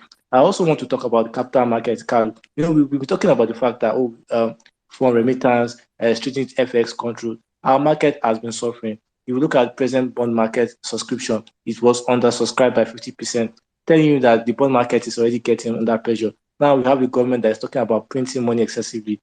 Is it their mandate? Is it not a monetary policy mandate that they should really leave it to and concern more about creating jobs and provide the proper environment? So those are things I wanted to highlight, Carl. Thank you. Yeah, good point. And especially again, this is the theme, really. The theme of the whole proposal is they put a banner headline there. If you take a look at page, I think that's 53, you see sports, entertainment, and culture. They put it there. They talk a lot, but then you go to the solutions. It's really it's buzzwordish. We will establish a media city. Okay. Tax regime will be applicable. Okay. We will, there's no drill down. There's this particular sector, sports, entertainment, and culture. This is a money maker if you know what you're doing. Nigeria has passed the digital TV license. We have digital license, and Nigeria is passed. We have blockchain. We have stars. What's his name? Wizkid, Burna Boy. Those guys make 500,000 per show. A smart administration was going to look for a way to say, how can we protect the intellectual property of Burna Boy, tag it to Nigeria, and sort of create that if you download music from Burna Boy, Nigeria gets a cut, Burna Boy gets his whole money, but we're able to promote Nigeria. Just the same way the US government uses Hollywood. Watch any film from Hollywood from Hollywood. They use the US military hardware. In exchange, they have to talk good about the US military. So you can't watch any movie from Hollywood that shows military in bad light. And once you see that, like Oliver Stone, he's not quote unquote Hollywood. So this is the thing about this, the document that I also don't like. It's like they go to every sector and say, okay, let's take that box, sports and culture, and we've ticked it. Then we'll talk a few buzzwords there, but there's no drill down. I expect more from quote unquote the most sophisticated campaign, the most sophisticated governor, highest IGR, highest brain trust in Nigeria. I expected more in terms of how you will drill down, how you will get this done. It just can't be a passing tick. This is just my view on it. Let me get Ben Wazara, Ben Kingsley Wazara. How you doing, sir? Ben Kingsley Wazara. Sorry if I get your name wrong. I'm so sorry. Your hand is up. So I see you. Ben King 452. Please go ahead and speak, sir. Ben King 452. Okay, thank you so much, Kalu. I mean, it's been so interesting. I want to say something sharply before I comment. Please, I really hope that we could talk more on this startup bill. This is one of the, for me, it's one of the best thing I've ever, best experiences or best. Hello? Just shared the recording. We did that yesterday. The recording is now shared. It's on YouTube, so you can just really? Grab it on YouTube. Wow. To handle is there. Yeah. Oh wow! I didn't notice. Oh, okay. I'll go and check it out. Okay, so number one, any policy document that does not foster the private sector is basically trash. I mean, it won't amount to anything. I mean, it won't help in any way. Over the years, we've seen that even taking the blueprint of some other countries, some other developed or developing countries, I mean, you can attest to the fact that what is actually pivoting their acceleration is the private sector, basically. And that's the essence of capitalism. That's the beauty of capitalism. Like you said earlier, China, started with communism, and then they translated their economy to a capitalist economy. Why? Because they actually know very well that if they actually want to contest with the world power, it means they have to make the playground fair for everybody. They have to translate the economy into a capitalist, completely capitalist economy. That means they have to let the private sector thrive more. Yeah. So, hello, can you hear me? Okay. Okay. Okay. So they have to basically, let the private sector thrive the more.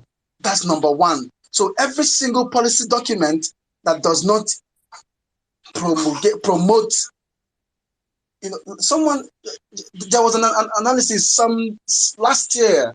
Yes, there was something I read last year, on, I think that was, I don't know, I can't even tell who made that analysis, but it made so much sense to me.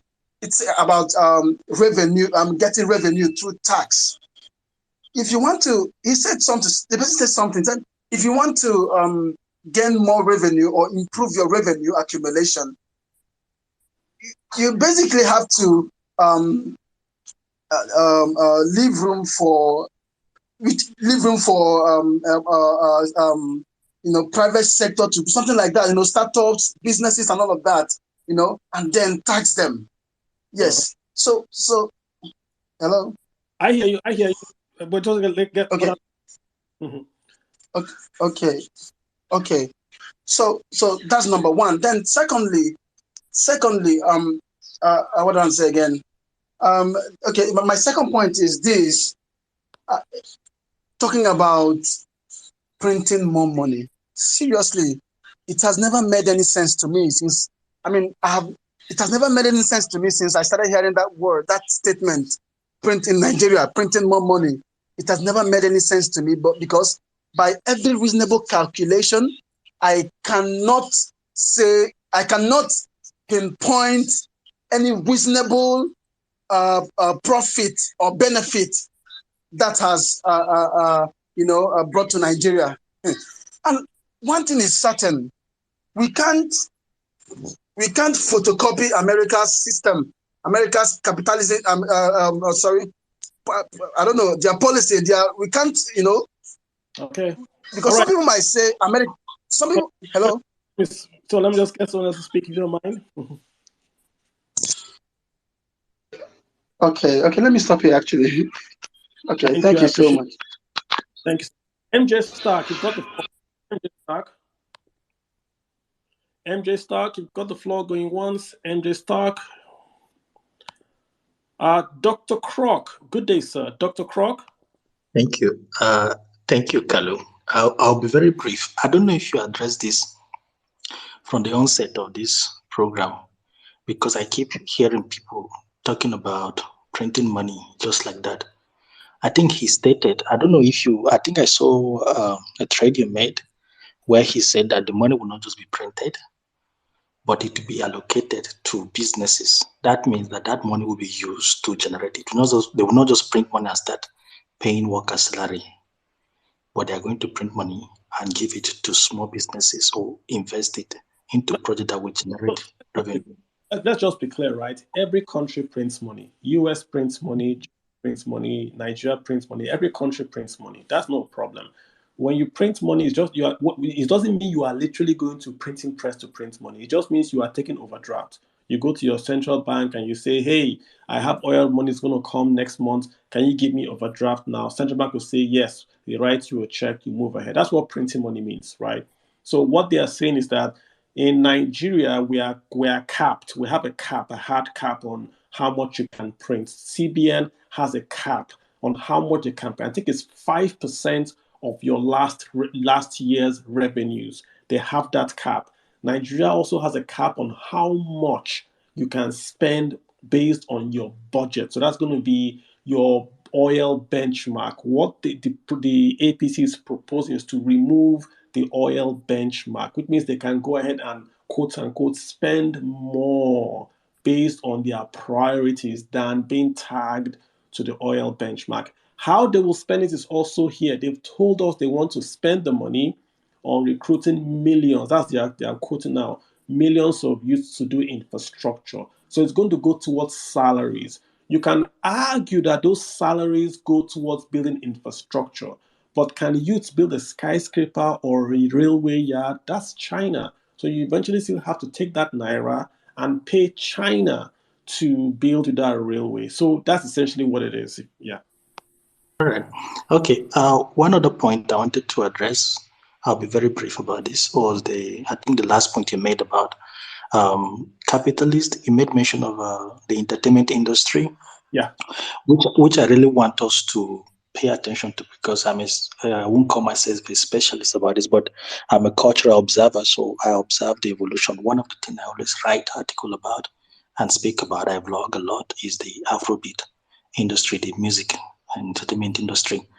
The last article recently that I wrote was about how Afrobeat grew independently without the help of the government. Our youth, actually. I made mention that Afrobeat is no longer about music and entertainment anymore. It is now a socio-cultural revolution, and it's being led by the Nigerian youth. To be precise, it is very important that many people, Nigerians, don't even know that we are currently leading a socio-cultural revolution around the world, changing the image of Black people, changing the image of Africa. One of the things I pointed out was how initially, when Afrobeat started around 2004-5, they were using light-skinned vixens or white models in their video, but the thing has changed. They now use Black ladies, which is very important for image representation. And in Afrobeat video, we don't use the word nigger, we don't use the word bitchy, so we don't use vile words to describe Black people. It is pure melody. Most of the themes are predominantly weddings and love, heartbreaks, and also they are family-friendly songs that we push, which is far different from hip-hop, far different from dancehall, far different from any other genre that the Black community has invented. So it is important that we note that this genre is being pushed by the Nigerian youth and is changing the image of African Black people everywhere. Someone spoke about how the government can use this thing to push the image of Nigeria. Before now, many of you who live abroad will know this. Nigerian students in the UK, they had difficulties in the early 1990s, 2000, 2004. Nigerians were intimidated. We were afraid to even say they are Nigerians. They were shy. Some of them would say they are West Indies. Some of them would say they are Jamaicans.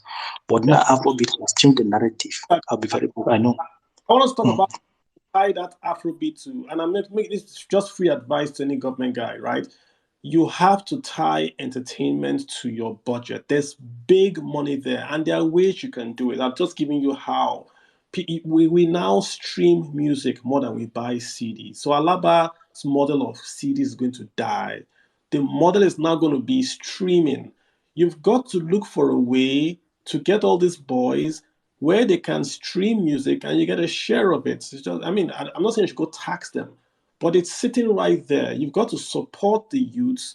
Then when they stream music, you get a bit of it, protect their intellectual property, and then make more money. Just free expo. And I'm really not saying it in this document. Maybe the next guy who's going to write a proposal can incorporate this. Nollywood is the highest employer. Look at the spread of what Nollywood does. One thing Nollywood, talking about the movie, film, the CDs, the actors, the caterers, the guys that do the seamstress, they employ a lot of people. But they grew, just like the gentleman said, without government assistance, right? So we should be able to do better and just support those guys out there. Nick, how you doing, sir? MRS Slick Nick guy, how you doing? Go. Hey, hello, sir. How are you? I think you're talking about what people already talked about. Sorry if it sounds repetitive. Government can never be a primary employer of a country. Whenever that is, then there's a problem. The private sector always does what it has to do. So I agree with what people are saying. And again, I'm reading through the economic proposal. I see nothing. The most needed, most urgency in Nigeria now is what I'll refer to robust institutional reform. I see nothing related to that, and not for me. In my view, if you do not put that at the top of your reform agenda, I see nothing coming out of it. At the rate right now, because at the rate of investment right now, Nigeria's foreign investment as a percentage of its GDP is actually dismal 0.4%. There's no way, again, people talked about the population. There is no way you could be able to drive employment if you want to without not raising that to at least double digits. And again, the highest Nigeria got was in 2005. I think it was 2.8. Again, in recent years, in the last 20 years or whatever, 25, 2.8% in 2005 was foreign direct investment into the country. So there is no way you could be able to uh, hire, employ people, do all the things you want to do, have all these bold ideas. If you're not able to do that, get that to a single digit, to a double digit, where the private sector is involved in collaborating. And I think some of the things that Nigeria will need in a comprehensive railroad system. I've looked through a Nigerian system. I've looked through all the government website. I don't see a comprehensive rail plan for the country. I don't see a comprehensive power plan even for the country. I'm talking about for the entire country, not just specific states. I'm talking about overall. I've never seen anything like that. So if you do not invest in infrastructure and institutional reform from day one, I don't see all these plans working. That's just my view. Good. Thank you. Short, sweet. I love that. Ovie, the Prince Ovie. Thank you so much. Yeah. Go ahead, sir. Yeah, so I just have two big points. One is that in terms of I saw something in the document that I didn't get very clearly, and that is about the correlation between the government spending and the goal to bring the dollar exchange rate to 300 in the short term and 200 in the long term. I don't see how they managed to do this with the increase in government spending, because if the government spends more, then they're basically just going to say it's 300 and it's going to be 300. That's what they want to do. Yeah, so because if you do that, and then it means that you are going to open more room for us to have the parallel markets having the much wider gap between the CBN rates and the parallel markets, where most people will patronize. And then the second point is around the diaspora. I didn't see any plan around the diaspora or how they would utilize the diaspora to any economic benefits of the country, because we know that diaspora contributes a great deal to the economy. So I didn't see anything mentioned about the diaspora. And then and that's a good you are right. We have diplomacy, and under diplomacy we really don't have foreign policy. We really don't have much there. And the miss there is not the diaspora but remittances. I really didn't see a lot about remittances. Remittances is Nigeria's largest foreign exchange earner, competing with crude oil, but nothing here on it. Nothing to boost it, nothing to channel it, nothing to encourage it.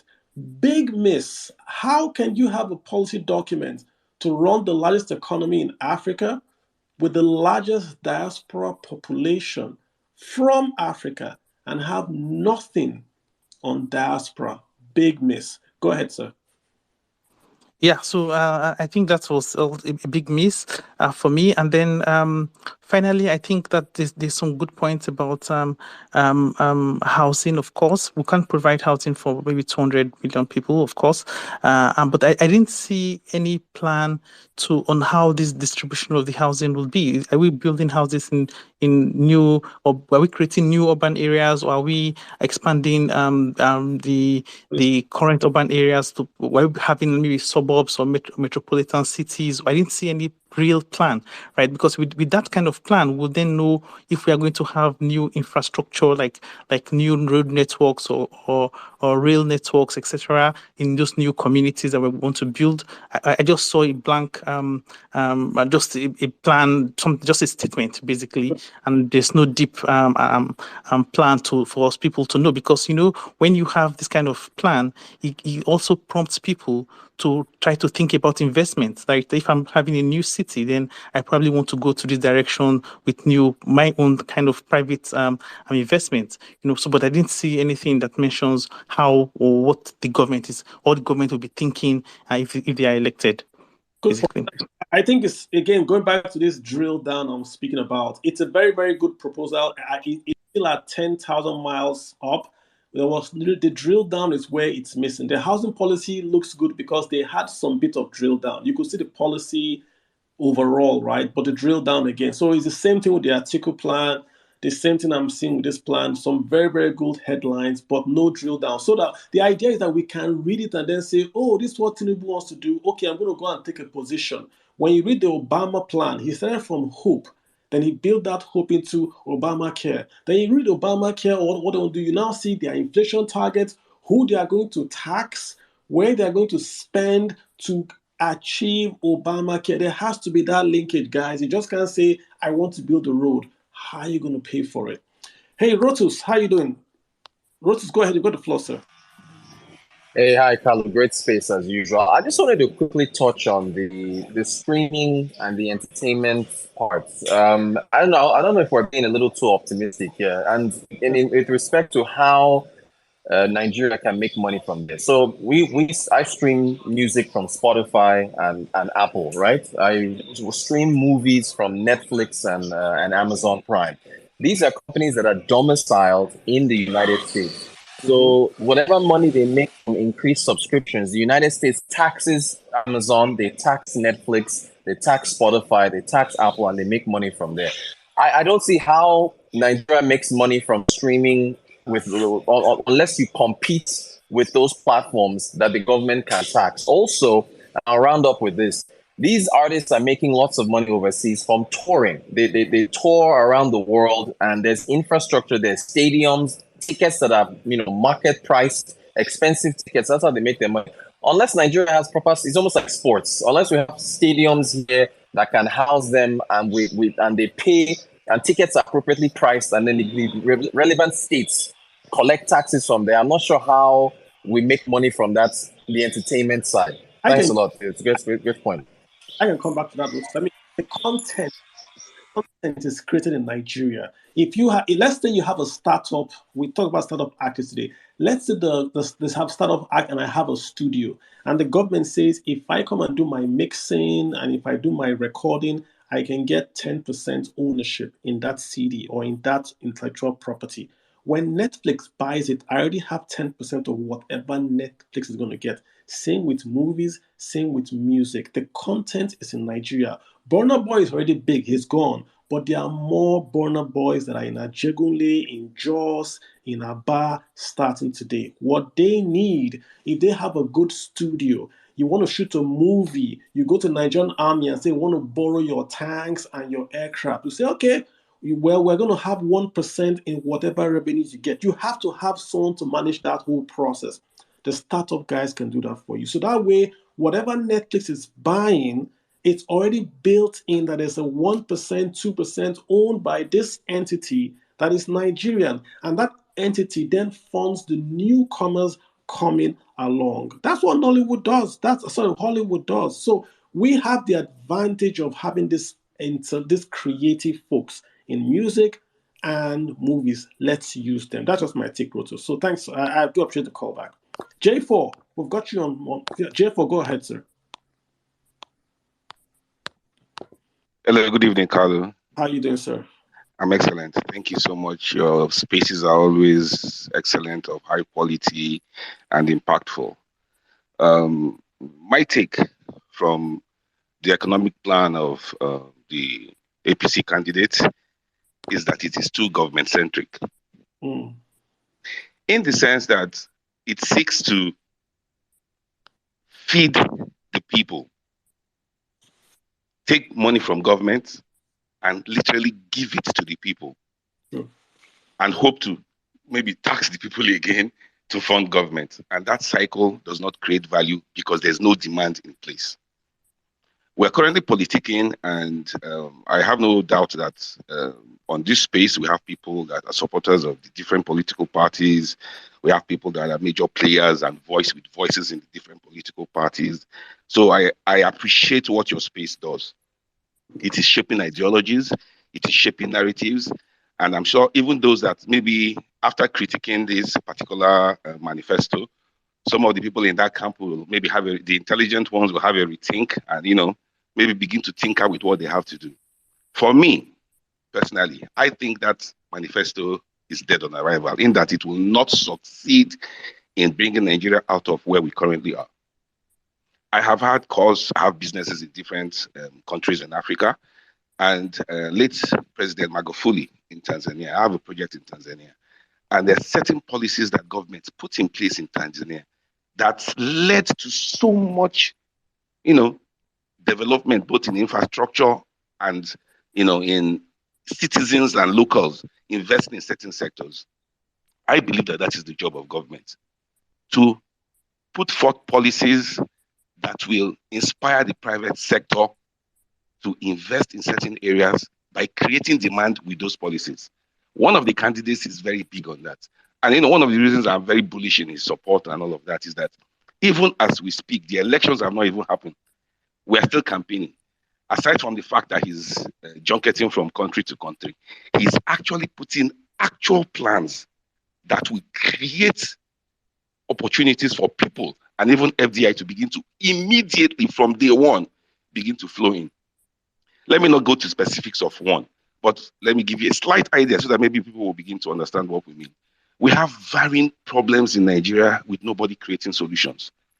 Imagine a government policy, for example, that will, maybe give a tax reduction and mandate citizens to do a certain thing that will require certain items to be manufactured.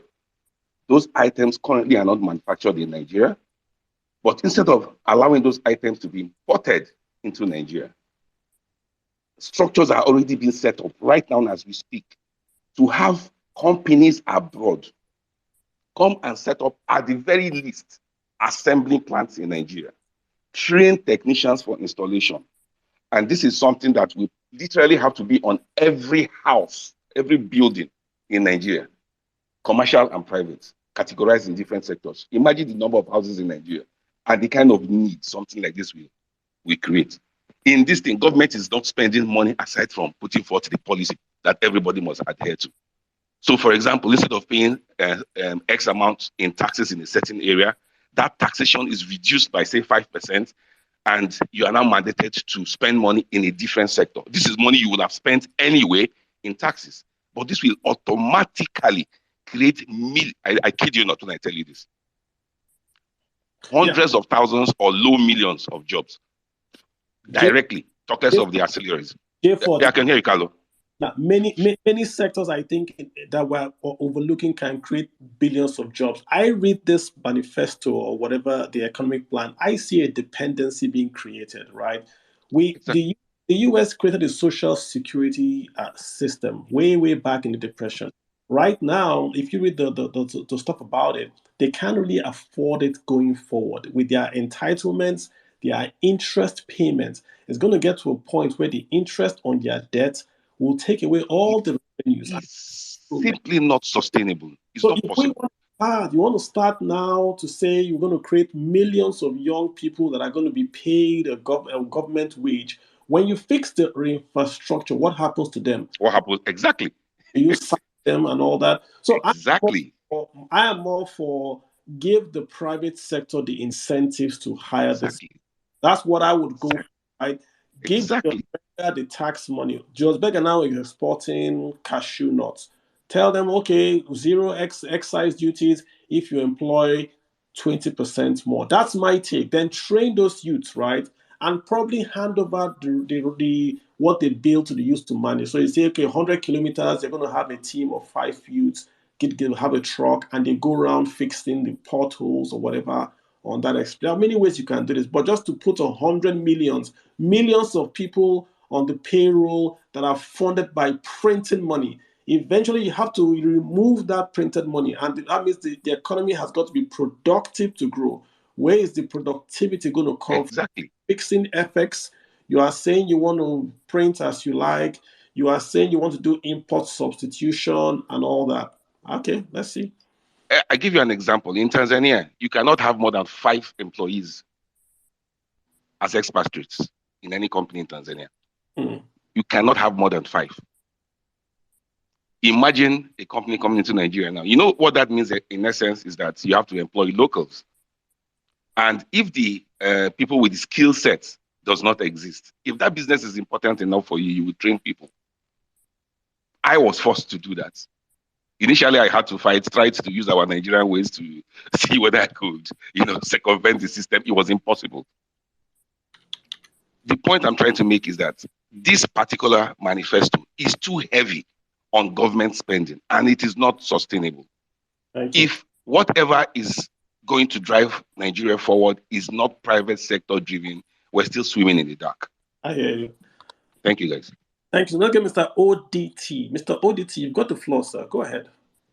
Hi, Kalu. Thank you. I've listened to everyone here, and I think there are a few misconceptions about what is in the manifesto. So basically, the real definition of a manifesto is intentions, motive, and moves, or intention, motive, and views of what a government wants to do. So when people are clamoring for the breakdown of how, basically, they are basically it can cause a risk. So, for example, the first risk obviously will be security. So if you look at that document, there are so many things that the government wants to do. The APC team wants to do regarding security. So if you're asking for how, don't you think that would preempt terrorists or criminals to see where we are going to or what we are going to do? But I think basically manifestos usually are surface level. You come to England, you talk about the Labour Party or the Conservative Party manifesto. Labour Party will talk about the Green Industrial Revolution. They talk about launching National Transformation Fund of £400 billion, £250 billion. No one tells you where this £250 billion is going to come from. So basically, crack on. I'm listening to you. Yeah. They do. If you look at Liz Truss mini budget, it said. Yeah, but Liz Truss had already entered the government. It wasn't before. When they do elections, the Labour Party, the Conservatives will tell you what they're doing. Okay, for example, now, look at Liz Truss. I live in UK, so I can tell you this categorically now. When Liz Truss gave us the mini budget, there were a lot of gaps. And obviously, it was that gap that obviously even led to why the government failed. So there was no the economic forecast. There was no how. The only thing obviously you have to do is you look at the key elements. Taxes, do you want to increase taxes? What are you talking about? Revenue. But if you want a step, this is an 80-page document. The average manifesto is about what? 50-something pages, 60 pages.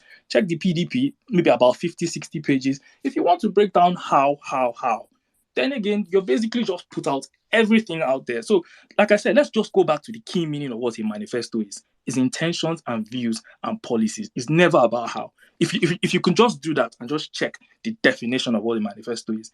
So that's what I just want us to just clarify. Like I understand, I respect everybody's view and desire for what they in terms of what they want to know the how. Obviously, it's important to actually know the how. So you're not just paying lip service and you're not just saying things out of sync, which is important. But the government obviously has a plan to achieve most of these things. But I'm listening to you, yeah.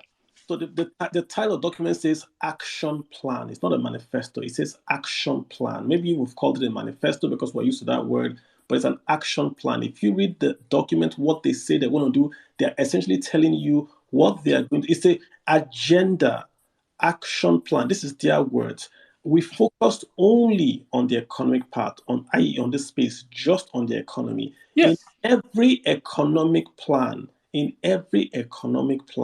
you have got to say what you are going to spend and where the spend is going to come from.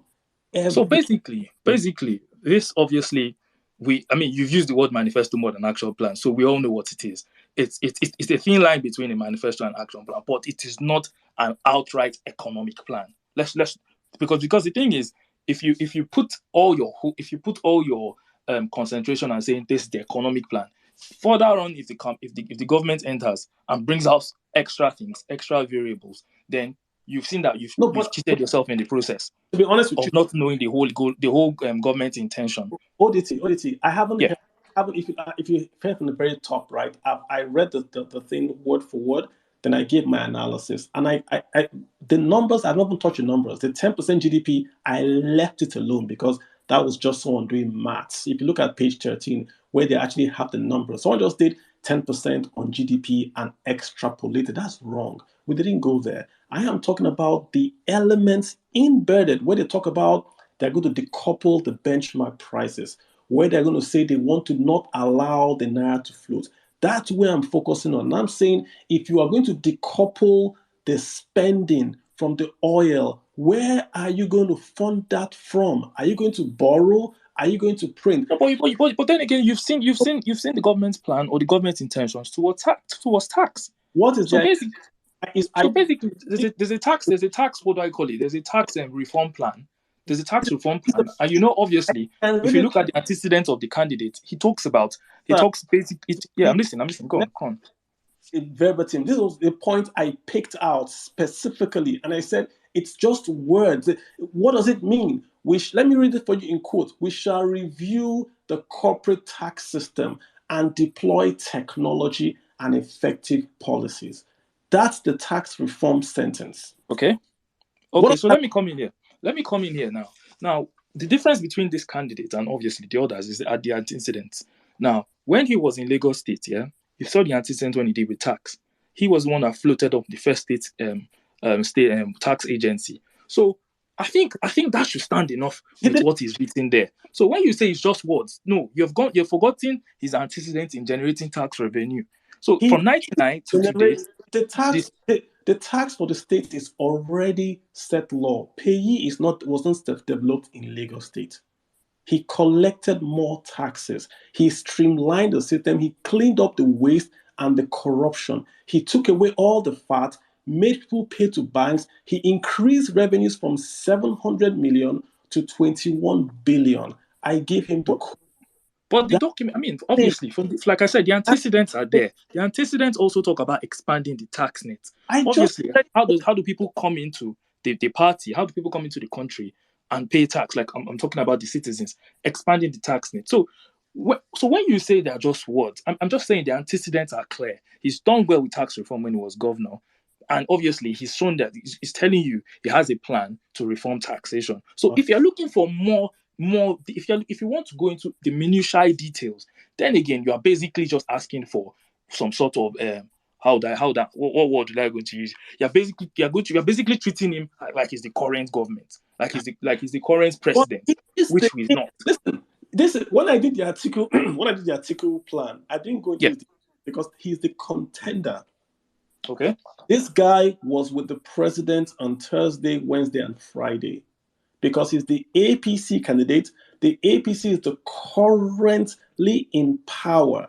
He says, and I quote, "We are going to continue from where the president has stopped." So he has the numbers. It's his party. It's the same ideology. So we have to look at this party as a continuation. And he says it himself. We will continue from where the Buhari administration has stopped. The Buhari administration said they're going to pay subsidy till June 2023. He just said we're going to stop. Buhari administration says we're going to continue to pay social welfare payments. He says he's going to expand it. So I'm now asking, those things you are going to do, Buhari has said he's going to print and borrow. Are you also going to print and borrow? That's all I'm asking. So I get, like I said, I get your intention and I know where you are coming from. However, I need you to know that, like I said, there are other things, take it from me, there are other things in the pipeline that the Tinubu administration is going to do. There are other things in the pipeline. Okay. This is just basically a teaser, a trailer to the movie we are going to bring. Excellent. Like if you think about it, let's look at it. How many other parties have brought out their manifestos? So manifestos obviously are just teasers. Take this out and then we'll work on it. There are other things in the pipeline. You need, before you come out with full, direct, head-on policies, you need to understand that you need to involve all stakeholders. Obviously, there are going to be market risks as well. So let me come back to the other point of where you said it's a continuation of the Buhari administration, the same party, the same ideology. Brilliant. But let's come back to England. I like using the England example because it's a recent what they call current affair. So you look at Liz Truss government, fundamentally, and they're the same party, but fundamentally different approaches with Boris Johnson government. They tried to grow the economy. They said they were going to take off taxes and all that. That didn't work out well. Jeremy Hunt came in within the same government, reversed all the tax cuts and said, okay, corporation tax, let me take it back from 19 to 25. Let me suspend this. Let me reduce what we're going to do. And so basically on the subsidy question you're asking, look at the difference between Jeremy Hunt's approach and what Kwasi Kwarteng did when it came to energy support for households. Hunt is saying it's going to stop by next year. The other person wanted to do it for about 2 years. Same conservative party, different approaches. So everything we are working on is in the pipeline. Just take that from me. Okay, I understand. Obviously, people want, because we're the ruling party, the main contenders. People actually want to know what we are going to do. And technically, we are the favorites to win this election. So I understand where everybody wants to get the nitty gritty. But I think we should try and be patient to see to let us get in there. So that when we get in there, you get even towards the campaign. We don't even have to get in there as the campaigns progresses. You hear things from us. You hear different plans. But right now, I think that 80-page document has a few things that we want to talk about. If you are saying us, who are you? Just so that we're clear. Oh, I'm a member of the Presidential Campaign Council. Okay, got you. So get the point again when we're making here, right? Lots of people listening, right, want to understand. This includes APC members. This includes PDP. Sure, certainly. They want to understand. So we are doing this so people can understand. And again, I go back to the trend I made, right? This is going to be the first time in Nigeria's history since 1960 that we're going to have a left-leaning progressive government. The last time we had something near this was in the north, in Rimi, when I think it was the governor Kano, was it Balari Musa tried this? I know what happened to him. So I'm a supply side conservative. So already you see where my bias is. But I want to get the real drill down. I would appreciate if you have those tidbits, send to me. I will share it impartially and explain it. Thank you so much, sir, for taking the time. Sure, no problem. Like I said, the government, obviously, the administration obviously is going to see how to solve most of the supply issues. And you can see our stance on inflation. We've noticed that obviously inflation, Alexa, pause, sorry. So basically, you've seen how government obviously is talking about tackling inflation, trying to improve the production, trying to improve supply, because obviously monetary policy is not enough to attack the current inflation we're going through. So yeah, those are the things we're going to look at, and I assure you that let's just be patient. Yeah, quick. I saw some other document saying 300 naira to $1. It's not in this document, but no, that's false. That document is fake, and we've talked about it on what do I call it in the press. That document is fake. It does not exist. Okay. The second question is, so in terms of taxes, right? I see you say loopholes. Are we looking at tax hikes? Tax all over the document. Some are going up with tax credits. Some are still going to give tax plug-in loopholes. So overall, are we going to see an increase in the capital gains or progressive taxes? What does that mean in numbers? Do you have that information real quick for us? So basically, when it comes to taxes, like I've said, the antecedents are there. But what we want to do, obviously, is to see how we want to expand the tax net. Now, in Nigeria, we currently have about 50 businesses pay about 50 taxes. We have a very inefficient tax system where we need to improve. The general global average is about 26 taxes. We in Nigeria pay about 50 something for businesses. So we want to see how we can not bring quality taxes in, not quantity. So see how we can improve in terms of luxury tax. I mean, we discuss sometimes how some people do not pay taxes, people avoid it. But the thing about taxing is we're going to engage in the business of optics. Now, generally, people avoid taxes because they don't believe the government is going to judiciously spend the taxes. And obviously, I understand where that sentiment comes from. So the idea of this government is to see how we're going to show that there's going to be a lot of goodwill within people, and you can see that in what we want to do in cost of government expenditure. We're talking about we're going to put a cap on elected official salary. We're not going to build on any government buildings. These things are not taking a priority in this government coming in. So you get an idea of where this government is headed in terms of let's try and increase our revenue. Because I know a lot of people talk about our government spending and says we're very heavy government spenders and everything. But the thing is, the data doesn't prove that. So let's go to the data. Yeah, in 2021, government spending to GDP was about 5.11%. Nigeria. The global average is about. Well, hold on, no, I'm coming. The global average is about 16 point something percent. So let's look at our budget as well. Our budget as our last year is about $40 billion. Comparatively, look at South Africa, look at Egypt, $100 and something billion. Egypt, $100 and something billion. These are countries that have significantly lower population than us. So at the end of the day, there's a disconnect somewhere, because why are countries why are countries with lower population having more budgets than us. So the theory is our budget is not sufficient enough for the type of things that government wants to do for 200 million people. That's the truth. So we're going to explore different means to see how we can get the best for Nigerian people. Question for you, but when you quote debt to GDP, what about? No, I didn't say debt to GDP. I said government spending to GDP. Yes, I'm not talking about right now. I'm not talking about when it even comes to debt.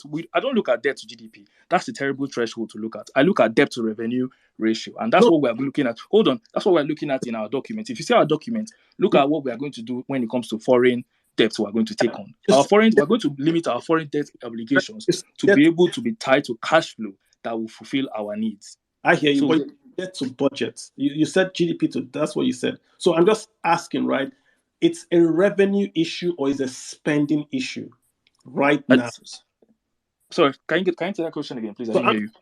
When you spoke, you compared South Africa and the rest. You said the spending to GDP, and I'm saying they spend because they generate the revenues. Nigeria's revenues to taxes is the lowest in the entire world. So I'm asking. So the first question I asked was: are we going to see an increase in taxes or an increase in the base, or both of them? What's the format?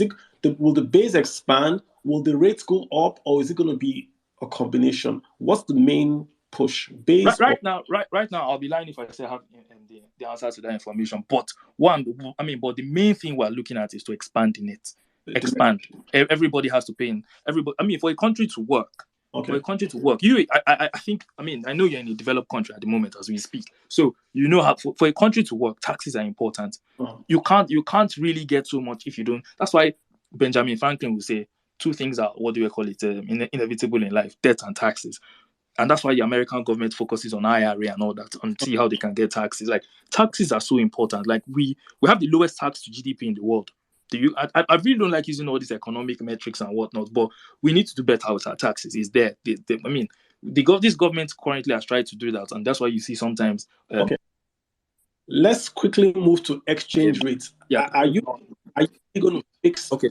Are you really going to, it's going to float? Quick one for you. What's your take on that? I don't know the answers. I don't know the answer to that question. But to be honest, we're going to see how we're going to optimize the exchange rate. That obviously it improves foreign direct investments, because I know for certain, just like you do, is that the current system we operate it doesn't help for planning. It does not help for planning. Gotcha. So we want to see how the different frameworks we can use. We need to be very careful, because obviously we have to do things in the interest of the exporters, I wouldn't say interest of the importers, but at the end of the day, we have to do what's best for Nigeria. So the data, obviously, we don't have access to currently the data that would guide our decision making, and obviously that happens when we get there. But we're going to collaborate with the central bank government, and the Central Bank of Nigeria, to see how we can to see what best the foreign exchange framework is best for Nigeria. Okay. I will take it that this is the first step. When we get the other step, the drill down, like you said, we'll go down. I was going to ask you more about the employment side, this millions, the uncoupling of the benchmark from the budget, all those things, man, they are big, And when you say you're going to spend without that benchmark, that's a huge thing you're saying. You're going to spend maybe $1 trillion or 10 trillion or 100 trillion. Big issues we need to get clarification on. But Oditi, hang out here. If you want to interrupt, if you hear someone speaking and you want to correct what someone thinks, please hop in. I have a meeting now. I'd love to stay, but I have a meeting now. But thank you. I just wanted to clarify a few things on the manifesto. It's just intentions, views, policies. Don't worry. When we start campaign, we'll see. You'll know everything that's going on in the pipeline. You get more data driven. What do I call it? Ideas. There's no problem. All right. Thank you very much. Oh my. Oh my. So sorry, Mr. Oditi. You said you had a meeting. I actually wanted to. Okay, he's gone. Yeah. Oh my. I really wished he was available to answer this, because initially when you started, Kalu, there was a statement that he made that you were trying to get down to the nitty gritty, and that there was no way we could get to the nitty gritty and all of that. But I think what we're trying to critique here is the answers that they have already presented, not the questions. The answers that they have already presented states clearly that their government will spend. The problem, he tried to move away from that point about how the money was going to come about. Yeah. And I said it was akin. Let me put it in layman's terms, how I understand. Maybe you can correct me as the economist. What I think the APC government, the APC candidate wants to do if he makes it to the presidency is literally to create money out of the air, use it to pay citizens, millions of Nigerians, and tax those people for those monies to come back. And those, if I understand it in lay terms, you understand? You got the first part right. He's going to create money out of thin air. He's going to not going to tax. How he's going to get the money back is that when those people, this is the plan, when those people employed and are working, then they will and that spending will generate wages and growth. Then wages and growth will now be taxed. The problem is this, right? If anything happens, if you have a COVID, if anything at all happens and that plan stops, you have already spent the trillions. If you don't get that trillion back, it now becomes locked in. You then have a rolling snowball. So the spending is going to happen front end. The benefits happen back end. So the US can do it because the US prints money. But when the US prints money, they print money via bonds. So Nigeria goes and buys those bonds. I buy, you buy. Nigeria keeps dollars in her reserves. So the US is able to sell that deficit across the world. If Nigeria prints bonds and prints trillions, the interest rate will not be high because it's going to overprint. The Central Bank of Nigeria will buy. So it's not going to be a real, quote unquote, real rate of return. They're only saying 9% for the ones they want to print on the 20 trillion. Inflation is 20. When you print more inflation, it's just going to be something that people would buy, but it won't be a real rate of return. So going forward, go ahead. They will tax you at the back end to replace the consumption at the front end. That's what they're planning to do. The point is this, why I say there's a danger to that, is that this money that they're going to get from the air, they will not be spending it on any other thing but on government initiatives. We'll see. If I'm correct. Government initiatives he said they're going to expand the social base, social security nets. They're going to do this, they're going to do that, infrastructure projects, rail line, buildings. When those projects are completed, what happens? They will tax it. After that, what I mean is you tax that return. What happens going forward? Well, that's what no value has been created. You will now go and take more money and do what? That's what end? We can't get now because it's just step one. He said they're going to come back. The more they come back, but they've answered that already. The more we can get the model out. No problem. Okay, no problem. It's fine. And I know, he's right. This is not a drill down, but the more I get information, the more I can answer. For now, this is all I can see. So let's take him at that word and see. Yeah. Yeah, Jeff, let me get Mr. Joe. Mr. Joe, hi, how you doing? Josie D1. Hi, Kalu, can you hear me? I can hear you very well, sir. All right, thank you. Okay, I will be quick about this. Let me just start from the issue of printing of money. Once you print money, more money than you're expected to print, you are already encouraging inflation. Yeah. And there's no economy where you encourage inflation. I mean, in a country like Nigeria, you are heading to doom. There is a disaster already. There's nothing you can do with it. Any policy that tends to weaken our currency is a disaster. And that is one of the major problems we are facing at the moment. The value of our currency keeps dropping.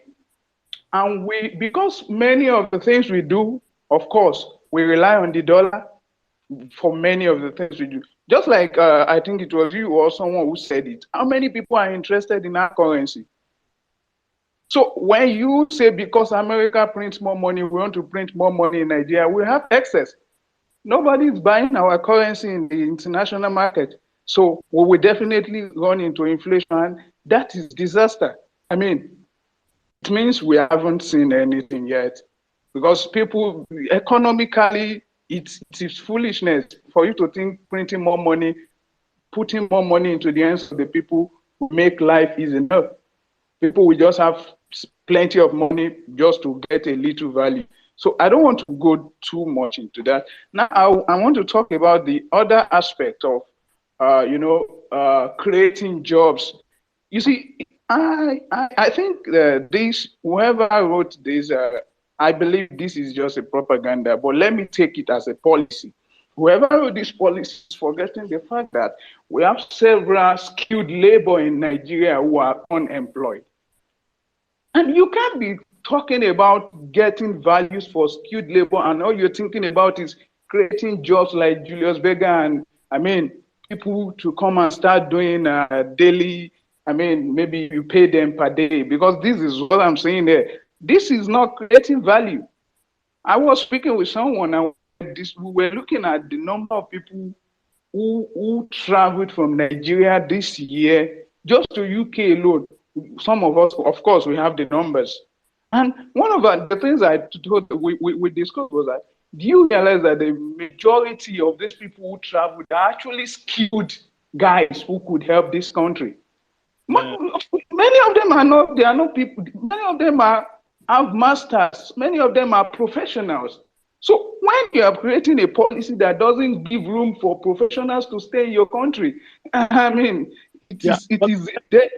Speak a bit on their side. The bulk of the employed people are really just uneducated. These are guys that are just left school or didn't go to school. They are underemployed. So you have a bigger problem with underemployment, right? That they have a job, maybe they're a conductor, but that's not a real job.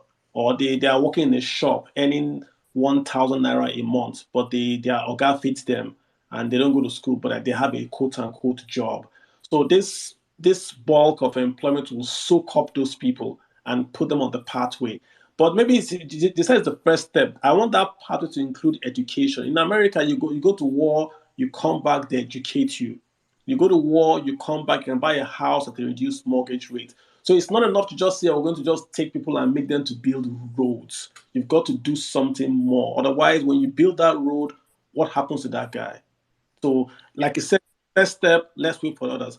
Mr. Joe, let me get Mecca in here. Mecca, we're going to run out about 15 minutes, guys. So let me just try and get the folks that have responded. Kalu, I wanted to bring a point about what this. I don't know if you should allow me just refer back to that point for a minute. Yeah. Do you mind? Yeah, go for it. Okay.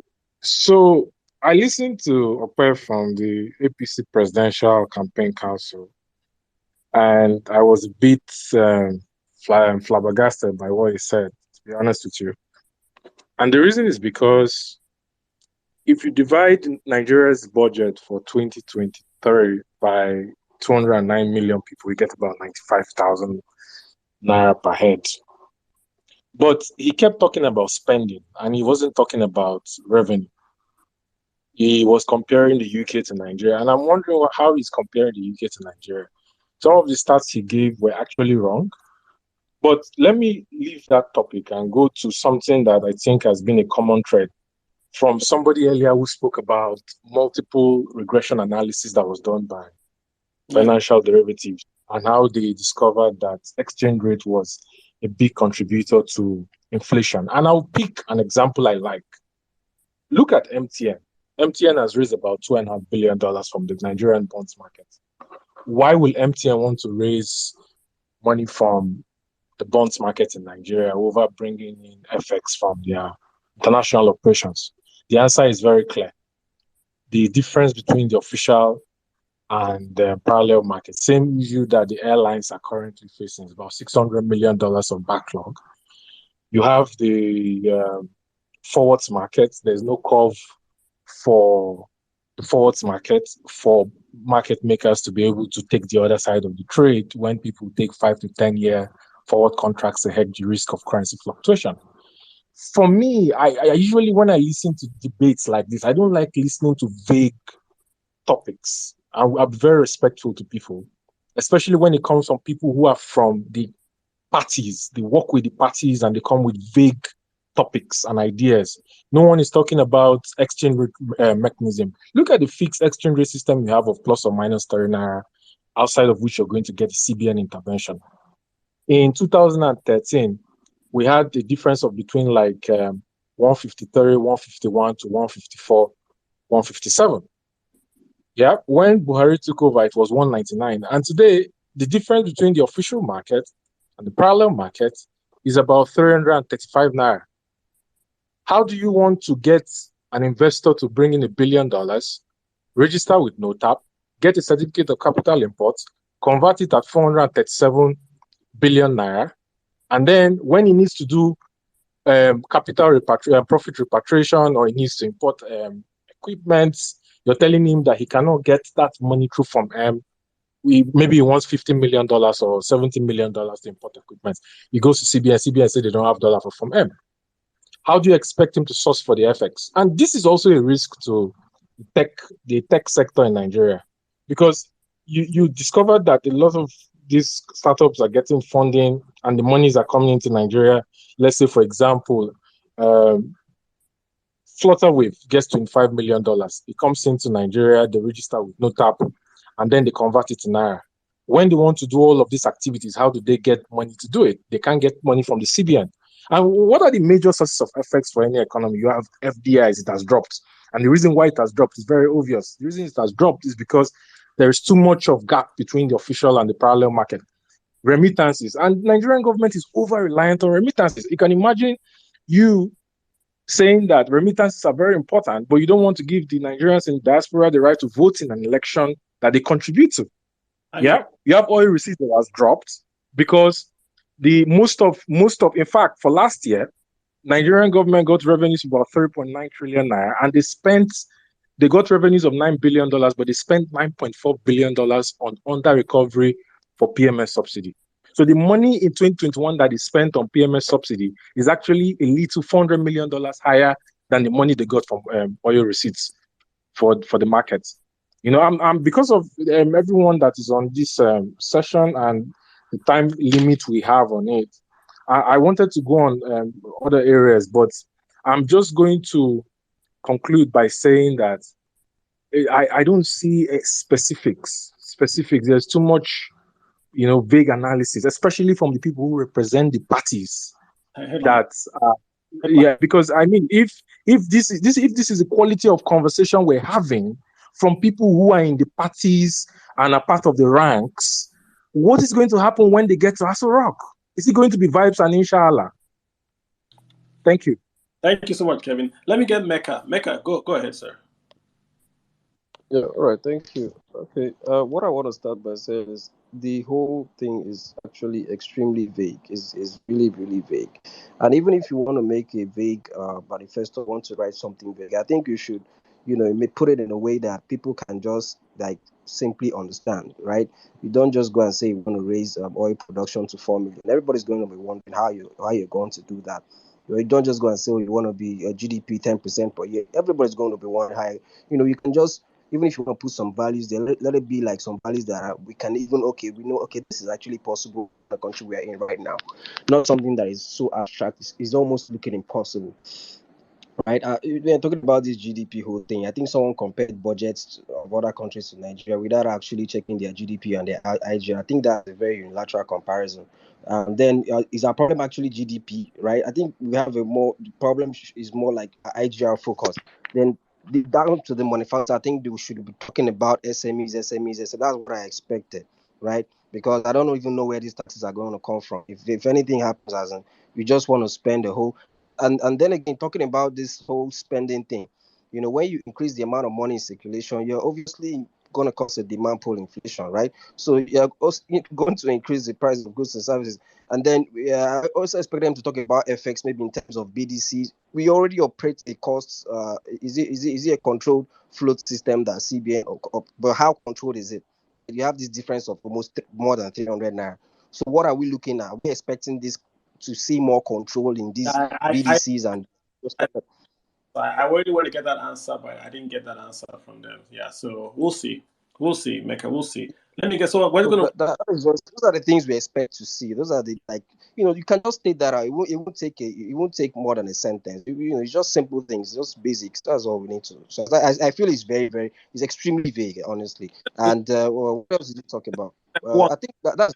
And they didn't talk about remittances. I think we had like $5 billion. Was it like last year from remittances, like from the diaspora? important things. It should just be highlighted, even if it's, even if you want to go vague. Let's try and be like reasonable and responsible for, yeah.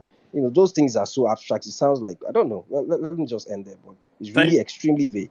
Yeah. Thank you so much. Let's say Cliff. Cliff, you've got the floor. All right. Thank you, Kalu, for having me. So I've heard all the economic analysis. I'm not an economist, but my own perspective will be from a risk management angle. And my greatest concern, which I feel should also be the concern of everyone on this call, is, do we really think that the primary candidate has a buy-in into what the contents of this document is? Because, when we have some interrogations, and Rotus is on this call, which is why I am bringing this up. We've been having a lot of conversations with other presidential candidates, and we've been hearing what they're saying, which, of course, is in line with what is in their manifestos. But I haven't heard, this particular presidential candidate come to any fora to speak on, nitty-gritty of some of the contents of this document. And even in the last instance where he was interviewed on climate change, we can hear, some of the things that he said, which is worrisome. And people are watching and they're saying, are you sure that this document that we are even debating, that the presidential candidate understands and has a buy-in into what the document is speaking to? Now, the second point I want to make is on the tax. There's something about fiscal justice. So we keep talking about taxing people. The truth is that there is a trust deficit, which, of course, the populace is looking at. They provide their own security, they provide their own water, they provide everything. And you're talking about increasing the tax net and even taxing these people more. How are they going to do that magic? Because as it stands, people do not trust the government, especially with the fact that the current dispensation, if you look at the document that they put out while they were also campaigning, there is no promise that they made that they were able to achieve, and they are leaving office. So how are we going to now trust this one that is coming in when we cannot even interrogate the presidential candidate himself? Good points. Good points. Let's hope they are listening and they can respond. I hear you. Thanks, Cliff. Let's get retired. Guys, we're going to shut down about, once we take this all the way to Dambi, then we're going to shut down. So I've got Dambi, Larry, and we'll take it up from there. Retired, go ahead, sir. Yeah, thank you. Hi, everyone. So I'm going to be very brief, and I only want to speak to the tax policy. Now, in this manifesto, the tax policy is quite brief, like as we mentioned earlier on. We have 2 paragraphs, but those 2 paragraphs itself, the last sentence in the second paragraph is actually a red flag to me. Now, before going into why that last paragraph is a red flag to me, I just want to also give the current administration a little bit of plaudits around what they've been able to do around taxes. Now, first off, this government has introduced certain things that was not in existence prior to now. The current government, first, an example of what they've introduced is the finance bill. So prior to this administration, we did not have previous civilian administrations bringing in a finance bill to support the budget. But from 2019 against the 2020 budget, we've seen the current government bringing a finance bill telling us how they're going to actually finance the budget. So we've had that for successive years. Also, an interesting thing that the current government has done is the Infrastructure Tax Act. So we see companies like Dangote and MTN keying into that. So I was expecting, when this manifesto dropped, I was expecting to see details as to what this candidate will be doing, enhancing the current improvements we've had. Also, this current government has actually increased tax to GDP from like 6% to 8%, which is very minimal, but an increase regardless. This candidate has always touted his ability to raise taxes. Sorry, I just want to make a very brief point here. This is the most important point. Sorry, please. Sorry.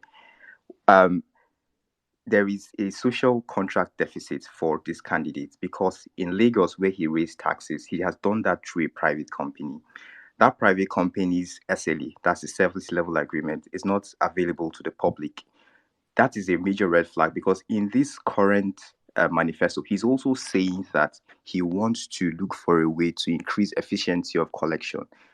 Will he increase efficiency of collection by empowering the agencies like the FIRS to do carry out the responsibilities the way they are supposed to carry out the responsibilities? Or is he also proposing to bring in a private company that has very murky contractual agreements with the current state government in Lagos State?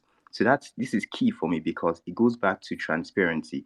When I worked in a Big Four back in Nigeria, we went to this private company in Ijora to get tax clearance certificates, which I don't think supports compliance, because most people would rationalize that this private.